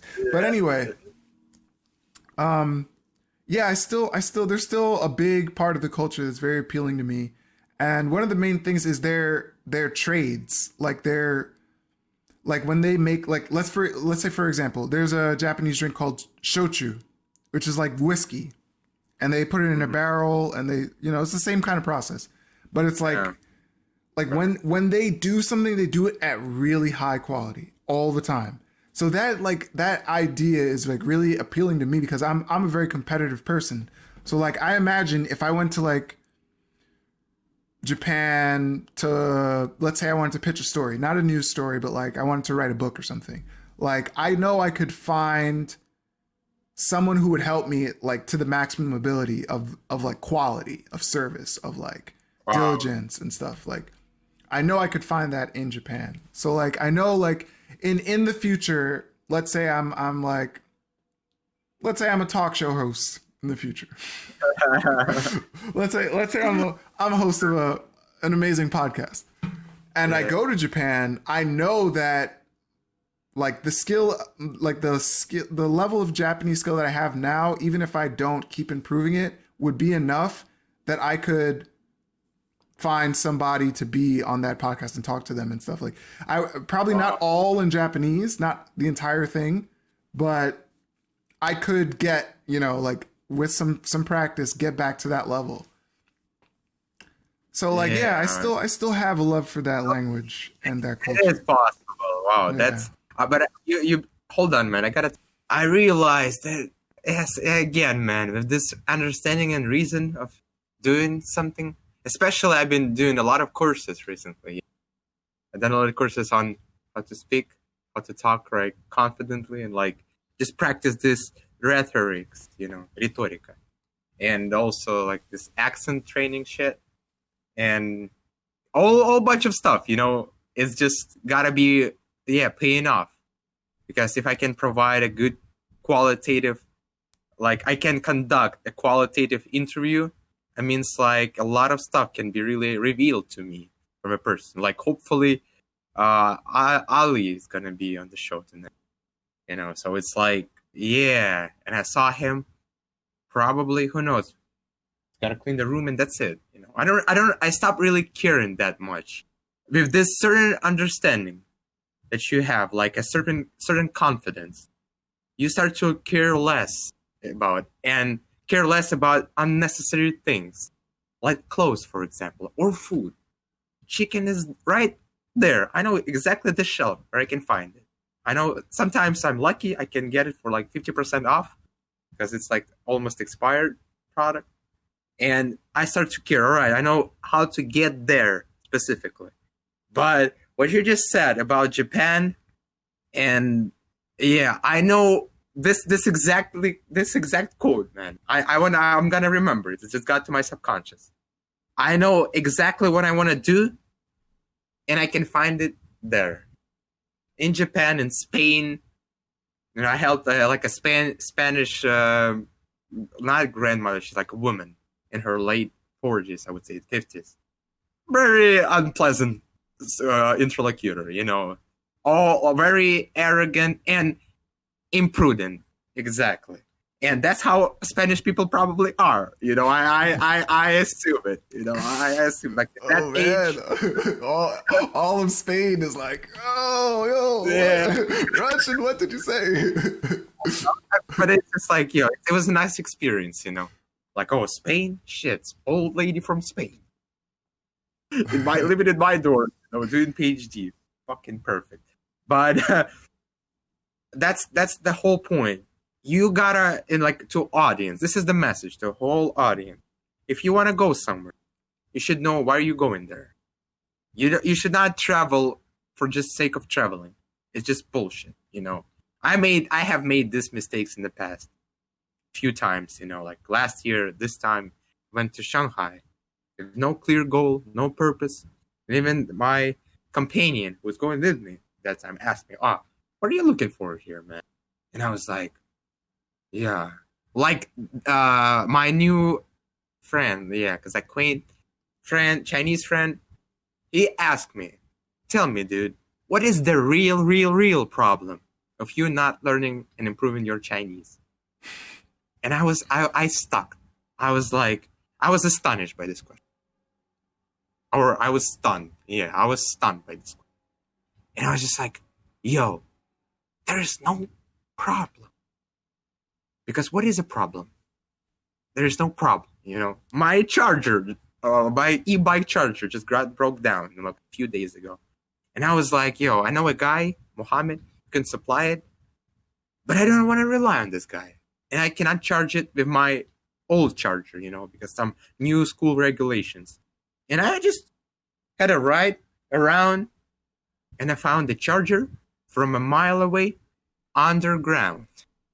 So this solution of this problem was waiting for me underground.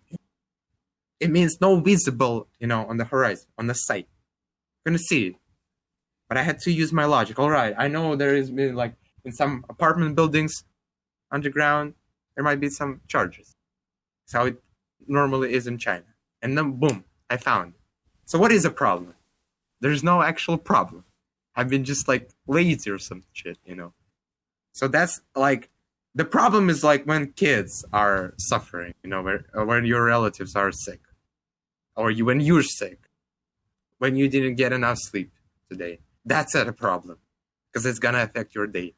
But a problem for like learning a language that once you had made this decision for and you're studying with this language, and for I don't know some crazy excuse you're not doing it, that's not a problem, man. That's problem. It's not the language problem. That's your problem. That's problem of you. So resolving this problem, that's the best way I can put it. So I was just like, yo, that you're right, and I was really frank. I was just like, culture. What culture, man? You don't know shit about culture. He was acting weird in that piano store because you could not recognize it. What is a culture, actually? The same things apply to literature. The reason why I was bitching about Dostoevsky and Tolstoy, that I couldn't understand them. The level that requires from a reader to understand that those masterpieces is insane. It's like you gotta be really skillful at reading. It's a skill, like everything else. It's also like, how do you fucking take a shit? It's a skill, with some breaks, little to avoid pressure, It's all skill. So yeah, that's just my small rant on it. And you can find any solutions. They're just everywhere. I found solution charger because it's transportation. It's like my fucking like bloodstream. Yeah. There, and surprisingly, right next to my door. I mean, I have to. I just started thinking like just from how you're describing the e-bike, I was like, damn, imagine if we had that like in this particular area that I live right now in New Jersey. It's like it would be perfect. I wouldn't need a car. I could just go anywhere. Yeah. But we don't have it here. It's not normal here. It's gonna go extinct in 2 years in Hangzhou as well. They gave us like a license plate for 2 years, and I don't think it will be renewed because the whole like 60 wallets and above are removed from the market. You cannot buy them in like a brand new one. So it's like I have 2 more years. By the year of graduation, I will have to sell it, or I don't know, maybe just break down, deteriorate. Yeah, you think they did it on purpose, right? Because probably a lot of problems from. Yeah, problems, exactly. Like a lot of people and like why my job accidents. Yeah, I was stopped by a police once because I was not wearing a helmet, and they were like, "Helmet? Oh no! All right, go and watch some." Yeah, did I tell you the story? Yeah, you got re-educated. I got educated on that stuff, but surprisingly, I didn't get fined for it. Whereas in Russia, I would be fined for like $30 or something, and they would remove they would take my bike to the Штрафстоянка.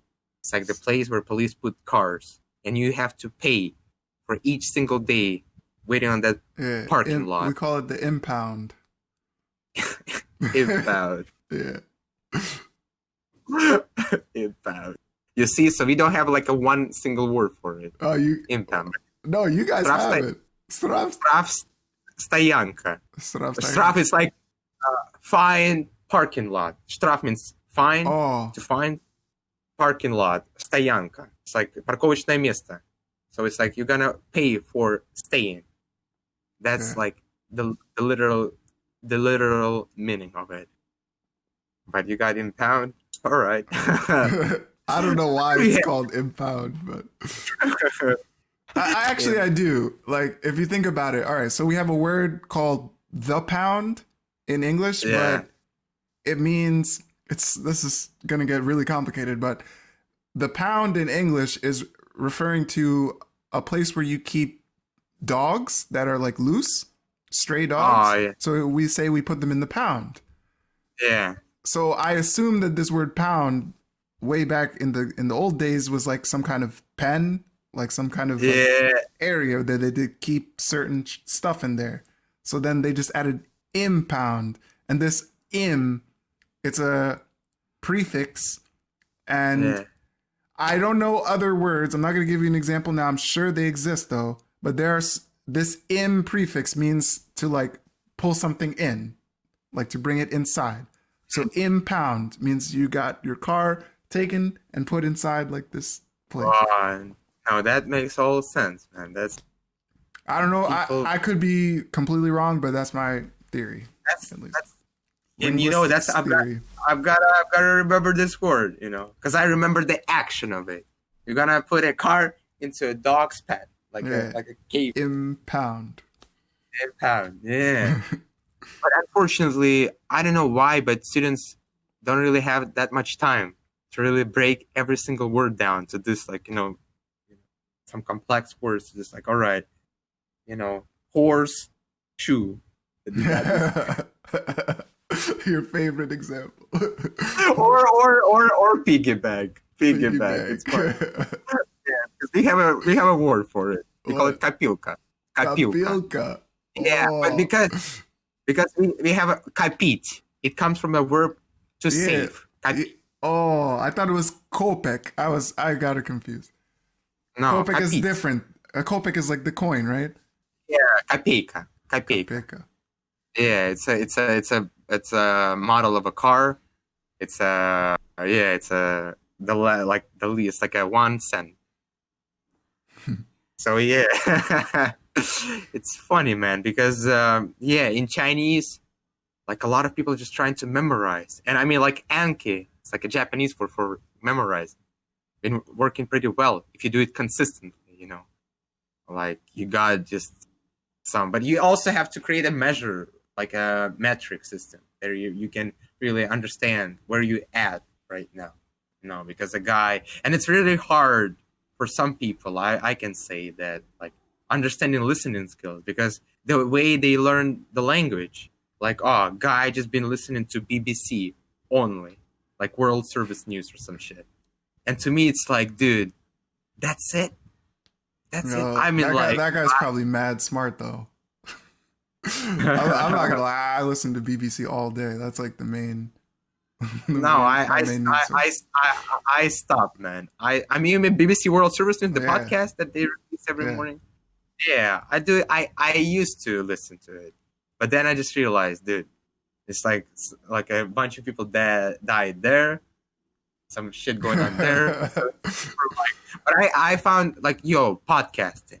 There's a new podcast on 9/11, and that is more interesting because the bomb podcast from BBC, the bomb, about like the atomic bomb. The best shit of this year, probably. The way they nailed it is insane. Like the production, it's like a story. I'll listen to all episodes right away, like insane. And now it's on 9/11, so this is more interesting because they're telling you something. Not like, all right, it's something you have a blackboard. How many people died in Beirut? All right, 60. You know, try to bro, come on. They have other programs in the BBC as well. You know, they do interviews. They got hard talk. You know, they got some other stuff too. But I thought you just listened to World Service, man. I listen to the World Service, but like during they do the World Service, it's like 10 minutes of just all updates of what happened in the world, and then they do some like specific stories. You know. Yeah, 30 minutes, man. 30 minutes, please. And you're gonna fucking digest this stuff I used to do this, man. And from one point it became so depressing, you know. I like, why I'm listening to this like that tall, you know, like it sounds like Just I don't know. I don't think about it that way. I just like when I hear, you hear a lot of people are dying. I'm like, yeah, there's like 14 birds that just died outside my house too. You know, you could add that to the news if you want. But it is like, I just focus on what happened. Some details. I think the public doesn't need to know, or at least most of the public, most of the general public don't really need to know how many people died, but the reason why they tell you is so that you understand the level, the significance of what's happening. exactly. It's yeah. That's a good way to put it. Actually, that changed my mind slightly. But overall, I would say that 100,000 die or 101,000 won't make any difference to me. It's like, all right, I understand like scale, like even one. So it's like it's just super depressing to me. It's like you gotta because from one point I was in the gym working out, and I had to listen like World Service podcast, and then it was a story about an abusive father in the family, and a guy and his mother just killed herself. And to me, it was like, as I'm working out, it's it impacted me. That sounds really angry. Like I can imagine you're like doing posts and it's like, and that's when he killed both of their parents. It's like I don't want to live that. I don't want to do posts anymore. You know what I'm saying? Yeah, that's right. I had to sit and like, holy fuck. Yeah, no, don't. I wouldn't listen to the news while working out. Like that's like that's like the most awkward shit. But that's the whole point, man. Like I just don't have space for news. I mean, I listen for news like Chinese, like because it's a good practice. Chinese news. Yeah. Today, the sun rose. That's all you need to know.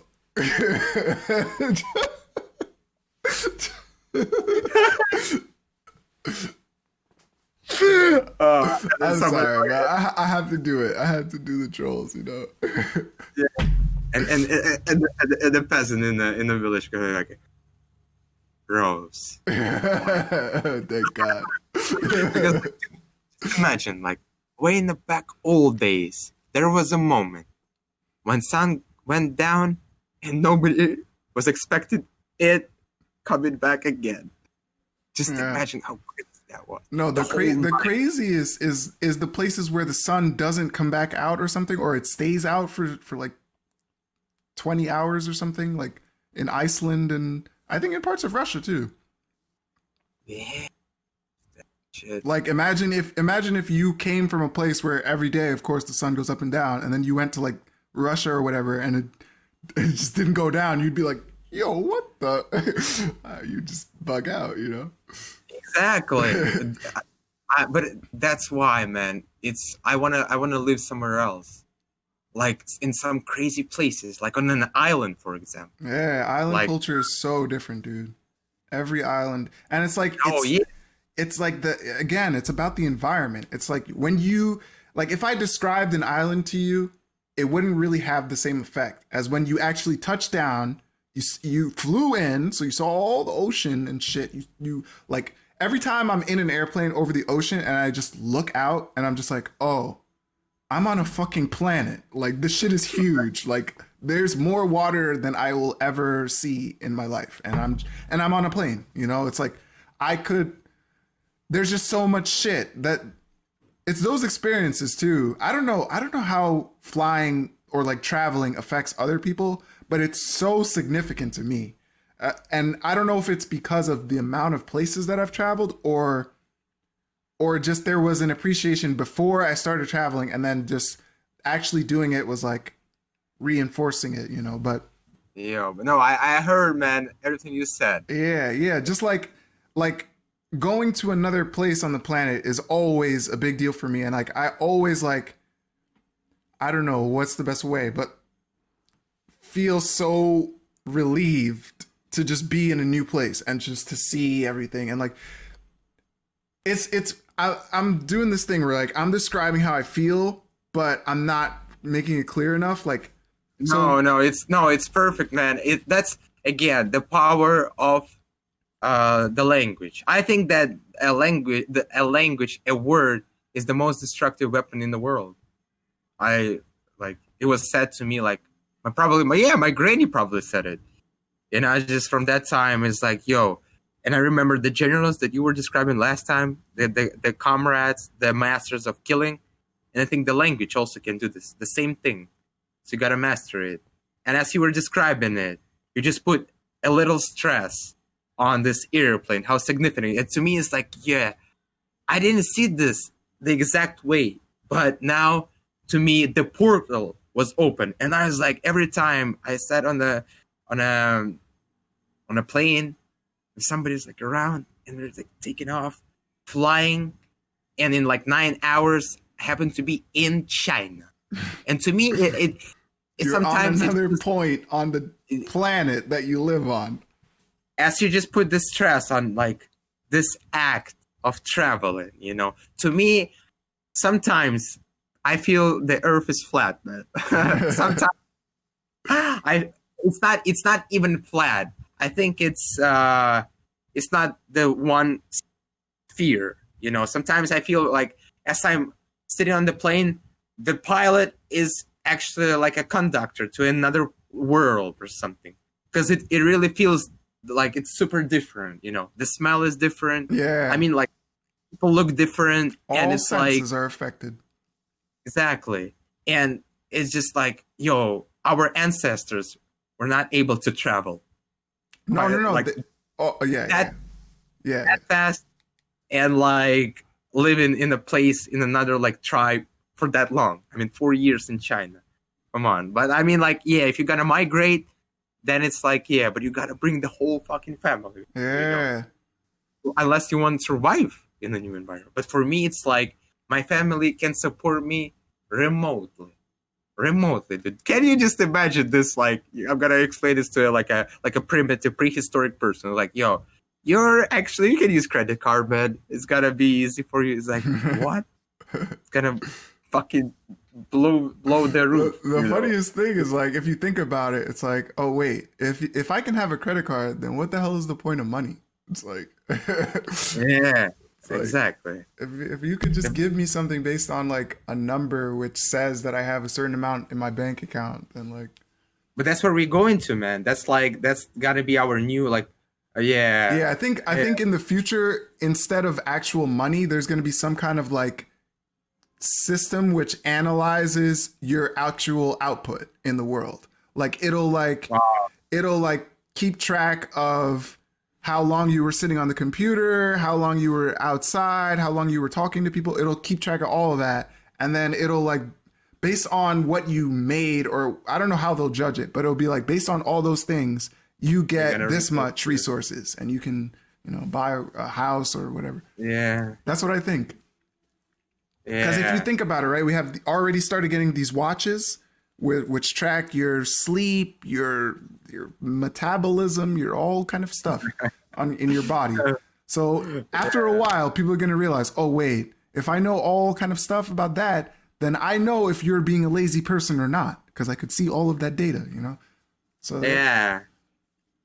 So exactly. I think that like that future is going to eliminate a lot of people who like get to a certain place in life, like whether it's money or fame or whatever, but there'll be no more people who got there without real effort, without true effort. That's what I think. Yeah, hopefully, but at the same time, there's still gonna be a lot of people without the smart watches, because I don't have one, and my father in Rostov doesn't have it. So it's like he just got a new car for like $400, and he is gonna repair it, paint it, and sell it afterwards and drive it. That's happiness for $400, man. So happy about it. Yeah. And that's a teleport, I can literally right now buy a ticket, teleport to Russia, and like, then I gotta spend the exact same amount of time going to Rostov as I fucking fly from China to Moscow. About at the same time, not this exactly, but 3 hours less or something. But it's like, come on, man. And then I can see this like, yeah, now I'm in the mug, I gotta change my clothes, but I'm still here, It's my home, my people with no phones, some like simple life. It's another teleport. So in terms of like, and yes, you just put it. Yeah, I even start to believe it more like strongly that as how you're not expressing it. Maybe it's how you think, like clearly or some other shit, but you just put a stress on a certain things that people don't probably see it this way. They see it like to feel the significance of talking. That's how I feel in terms of like communicating with not Russians, like the significance of it. To me, it's just, that's why it blows my mind every time I meet like a person from Dominican Republic and I don't know, Mauritius, and they can speak both Creole. This part, like what the fuck? Yeah. To me, it's like, shit. To me, it's like sometimes I think from Moscow to Vladivostok, it's like we can speak Russian, like fucking 9,000 kilometers. It's like goddamn to China. We can speak the same language with no like difficulties to understand each other. That's insane, man. And that's another portal. So how many portals are out there, Who knows? But, if you're curious enough, you got to try to open some doors. Because for you, and this is also my strong belief, some doors are more important, more profound, and, gonna affect you, might affect you more, in this, like, spiritual and emotional, emotional, some lag, some technical difficulties, but other is just like useless stuff, like going to the bar or something. At least to me, at this exact stage of my life, because it's crazy. I cannot really assure or like state something and be like, all right, now it's gonna be like this forever. I've tried to be so cautious about it, because tomorrow everything might change, and the bar could be the only place where I can, like rebuild myself. I miss bars so much, and I have never been a real big bar guy, and to be honest, I still am not. In Philly, I started to like it a little bit more because I was actually living in the area near my bar, but I miss bars so much right now. I miss it.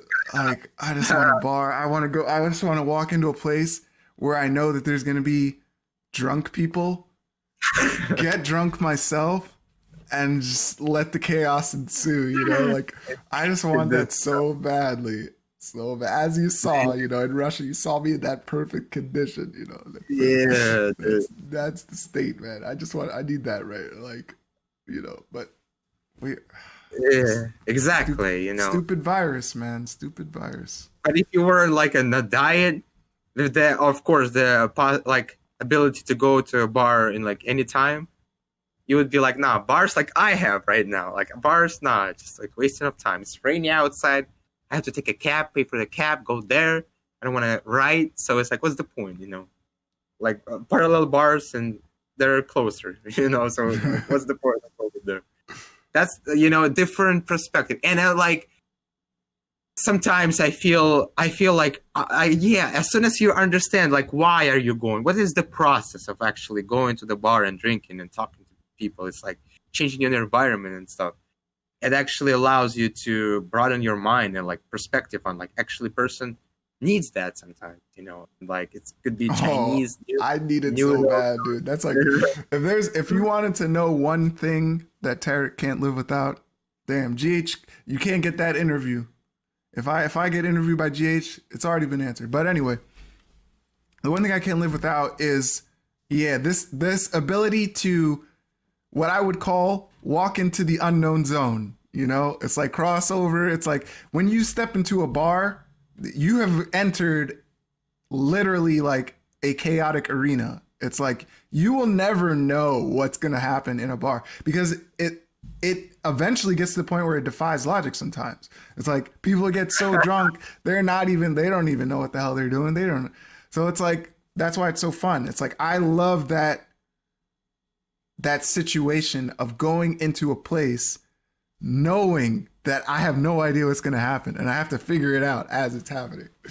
Yeah, dude, do you believe what you just said? Like it, and how it could affect another person. Like Oh yeah. right from this point of my life, I'm gonna see like not just bars, but every single. In my head, I was just like, when you interrupt somebody and like start to talk to them, like a random person on the street, you're actually also engaged in this chaotic situation because he might just pull up a gun or like a knife, stab you. You don't know, but you like you take this risk, and that's like I was not that cautious about it in terms of like knowing this unknown, like knowing unknown, like understanding that what might actually happen as you like it's exactly the same as stepping on the court. Yeah. You can like you can calculate just like in the bar. You can either get drunk, get late in the toilet with someone. I don't know. Who knows, man? All kind of stuff can happen in a bar. You can get a bad steak. Yeah, I've had that happen before. With us actually together. Yeah. You can play darts. Shout out to darts. Yeah, darts and play darts and then listen to stand up right at this bar. Yo, that was crazy, right? Because we didn't even know they were gonna have stand up there. Yo, all right, we gotta tell this story. All right, honestly, we gotta wrap this one up, but this will be the last story, and I'm not gonna tell the whole thing. I want you to tell part of it because your perception of it was probably also different from mine. Because there's levels. But anyway, so it was like towards the end of our time in St. Petersburg, right? Yeah, it was what? It was Wednesday. It was Wednesday. Yeah, and we left Saturday. Saturday, yeah. I knew it. The middle part. Yeah, it was Wednesday and we were trying to find some place to play darts. Yeah, because the main thing I wanted to play because I brought my darts from the US and everything, and I was like, oh no, I didn't bring my darts. I didn't have my darts, right? No, we had to take it. No, all right. But I knew I wanted to play darts because I had started playing back when I was in Connecticut with Subverse. So I was like, so I just got to play darts in every country I go to from now on. You brought only this one, man. So let our audience know. Only one. I brought one of the most important items you could ever bring. But exactly. So we were just walking down, and we how many bars, dude? We tried to find darts at least 6 or 8 bars. Yeah. It was a bunch of them. We just started asking random people too, and and then as new technological age came up, and I've been the representative of it. I found an Irish bar on Yandex, and I called them and I asked, "Do you have darts?" All right, big comments, and then boom, your turn, man. Yeah, so my mission was complete by that time. I was like, all right. Yeah, that's true. Oh man, the adventures, man. But anyway, so we finally find the bar and we go. And all we knew was that they had darts and beer, of course. So we go, we were enjoying, we were playing. You learned some things. You saw how fun and hard darts is. And then suddenly, randomly, I just started noticing there's a lot of people in this bar, when we first got there was like nobody. There was like a few old people, and that was it. And then, as we were playing, I just started noticing, more people in the front. Heard some setting up going on, like some microphones, and I just noticed like people started crowding around the area behind us, which is where like all the tables were, and we were in towards like the back where the dartboard is, and the front is where all the tables. So I went over. I think it was me, right? Or no, it was me. It was you. You asked. What the fuck are you doing here? All people, there's like it's gonna be a Wednesday stand up tonight. Oh, a stand up. And then I realized, the night is set up, Yeah, because we were also like we didn't really know what we were gonna do that night. After we got the darts, we were just like, oh, we got it, and now what? We're just gonna drink, I guess. But we didn't know what we wanted to do. And then, as chaos does, man, random event just pops up right in front of us, and it was just funny because of course I was like the only black guy in the audience. So and this stand up, there was a lot of audience interaction. You know, it was like at least 10 or 12 comics went up, right? I remember it was a good amount. Open mic probably. Yeah, open mic. And I couldn't. The host was the most like hilarious one. Yeah, that's how it always is though in the comedy community. It's like the best comedian is usually the host.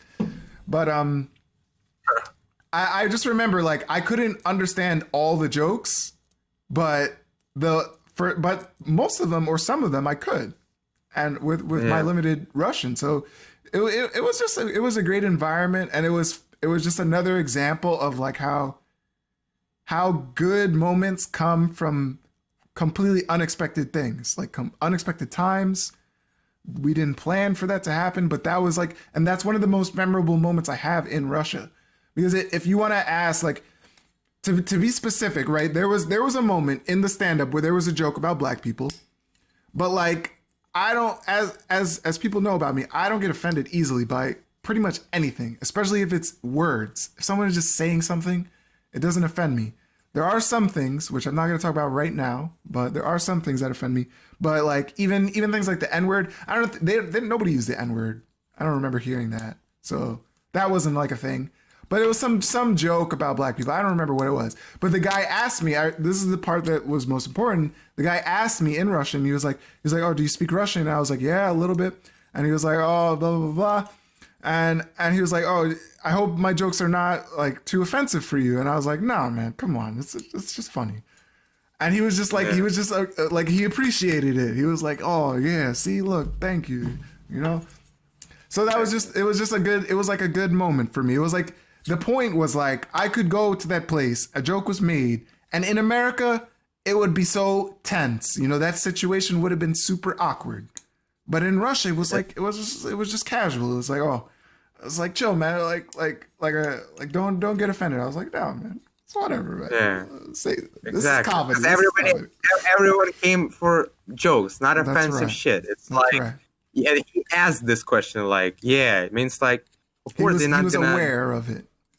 Yeah, exactly. It's like another person, you know, sitting with us. And it was also a surprise to that guy as well, because something new, something fresh. Yeah. And the jokes was funny though. It's like I was like, funny. yo, it was not offensive at all. Actually, it was just like it was some good like Russian understanding of black people, you know. Yeah. And I was like, yo, I like it. You know, it's not like it's not awkward. It's like it's really straightforward. So I had some laughs there too, you know. And as you saw, like some unskillful comedians, some of them were. It was just like, oh, to me it was like first time actually attending like a stand-up show, and I was really enjoying it. Some jokes I laughed at, some but nobody was laughing on them. I was like, oh man, I like it. Yeah, and I'm gonna break it now. Hold on. A goal. This podcast will have many goals, but one of the goals is, as I've probably said it before, is to get Fedor to America, of course. But I'm going to be more specific. Inside that goal, a subdivision of that goal, is me and Fedor have to go to the Comedy Store that Joe Rogan loves so much. Oh yeah, but you guys have a lot of comedy stores, no? Or it's only one? No, the name of that particular club is the Comedy Store. But we have a lot of like comedy store. So shows. Like where is the Comedy Store? In LA? Yeah, that's LA. All right. So we got to go there together, you know. Yeah. Because I never been there either, so it would be two first time experience, just like in St. Petersburg. And yeah, just like to emphasize the craziness of your trip or our trip in Russia. Almost all memorable moments were so like random. Yeah. Like, what is the word? Impromptu. Yeah, impromptu. And like Snigiri, like. Oh, bro, I feel like we have recorded talking about it, but save that one. We'll bring that one up. I think that one, we got to get Alex, man. We gotta get Alex say on that podcast, man. Talk about that. All right. Yeah, Because he would perfect. he So we would got give the context to everybody. How crazy it was. it was great. It was Thursday. As you can see, like I can remember dates Yeah, I, priceless. I can't Because remember dates, so you got me on that yeah, one.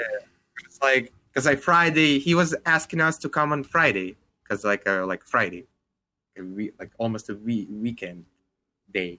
But we just came on Thursday, right? No, but like, all right, we don't know what to do, and it was like there was a lot of connection because we had a stroll around like my old area where I Yeah. studied, like my school, my playground, like musical school and shit. So it was like all places, and my buddy walking with me is like from like a completely different. It's like it would not be so surprising for a guy from Irkutsk or Vladivostok, but a guy from another side of the planet. It's like, yeah, interesting. It's like completely different, and to me, it was like normal. So that feeling also like got me to this understanding. First of all, it is not for everyone. People need different guides. Like, probably a group of Chinese people need one guide to just show them around, like, Yeah, with the you know, flag too. with a like flag, like a sheep herder. like some, I don't know, some sightseeing shit. I mean, we dude, that was actually that day was crazy because at that sign, as I was giving to you my crest, the time that I atrexia, we have a specific word for it. Atrexia, it means like rejected the religion, but not. I don't know the proper word in English, but atrexia at Boga. That was a sign. It was not just like some crazy drunk Russian, I don't know, ceremony with like press transferring. It was like, yeah, actually now I'm off this, burden. And then Muhammad with his like ideas of religion, and now we're talking about this craziness, which I believe, and this is like it could be called our mutual religion, because that's what actually will take us to that chaos together, because we understand right now, that's like mind. That's what creates like-mindedness, Yeah. because some people are gonna pray together, bow their forehead, and we're gonna go to the random place. Yeah, we gotta. Oh, that country, that city. Yeah, it's time. Let's go. Yeah, man. Exactly. You don't know how bad. That's all I want so bad. Like I would, if someone would tell me right now, someone would just call me on the phone. Hey, Tarik, you want to come to this country? Like, we'll just do this and this and this. I would pack my bags right away. Like no question. Chemodan But would me, already be on the way. yeah, but I want to study actually. I would not be so swift at this point, because like I feel with this more understanding of people around, and like my self development is just like it would be more I don't know, more excited and exciting, and yeah, more knowledgeable with some background going to a certain country, like I learned this compassion to people suffering. So this suffering, that's what will unite us, I mean, Ethiopia, for example, I'm not that fan actually, because I've met a bunch of people and their English is not that good, so we cannot communicate. And from one point I was like, fuck Ethiopians, they cannot speak English, we cannot understand, what's the point of talking to them? But then myself was like, hold on a second. There's no point them to talking to you. But there is point you talking to them. It's like you're gonna connect in some other stuff. You're gonna eat like, I don't know, by hands or some shit. Or Yeah. like Yo, it's Ethiopian exploring like, food it's really good. yeah. Man, Legendary. I don't really give a shit about food. Yeah, I know you don't, but you have never had Ethiopian food, so it's just something to try, Yeah, in the yeah, future. yeah, yeah. Exactly. And on this food, yeah, I'm gonna actually print some like shout outs to Antoja MC. He printed some pictures, like, and created an album. I was like, oh, we have these pigeons, like in Russia, and it's just showing to a Japanese lady in the bar. I was like, yo, to me that sign, that like you can like a pigeon, just a photo of a bird, just showing to another person. It's to me that was like a connection, that was like spiritual, not like linguistic one. It was just like soul to soul. We have this, and you saw Russian pigeons, fucking thugs, man. Gangster pigeons. Yeah.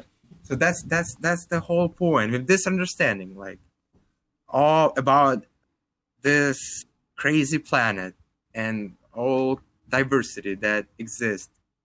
It's like multi levels, like, and I'm actually got tired of counting, because it's just so many ways. Like again, the solution for a problem can be lurking in the fucking garage, the basement, and you just cannot see it because you cannot see it from like this. And yeah, that's as I think it's a good way to wrap this up. Like, I mean, the podcast, we still have to talk about fucking business we got some stuff. Business to do. So thanks for watching, everybody. If you made it this far, get ready. There's some good talks in the works. Absolutely interesting stuff coming up. So stay tuned. Catch us on the socials. We will. I'm saying it, so it's gonna happen. We will be posting on social media more and more. Yeah, we will. I will be using you as a conductor. I will be sending your stuff, and you gotta post it because. All right. One day you'll post them yourself, but I'll take it for now. I'll take it. Yeah. All right. See you guys around. Peace out, everybody.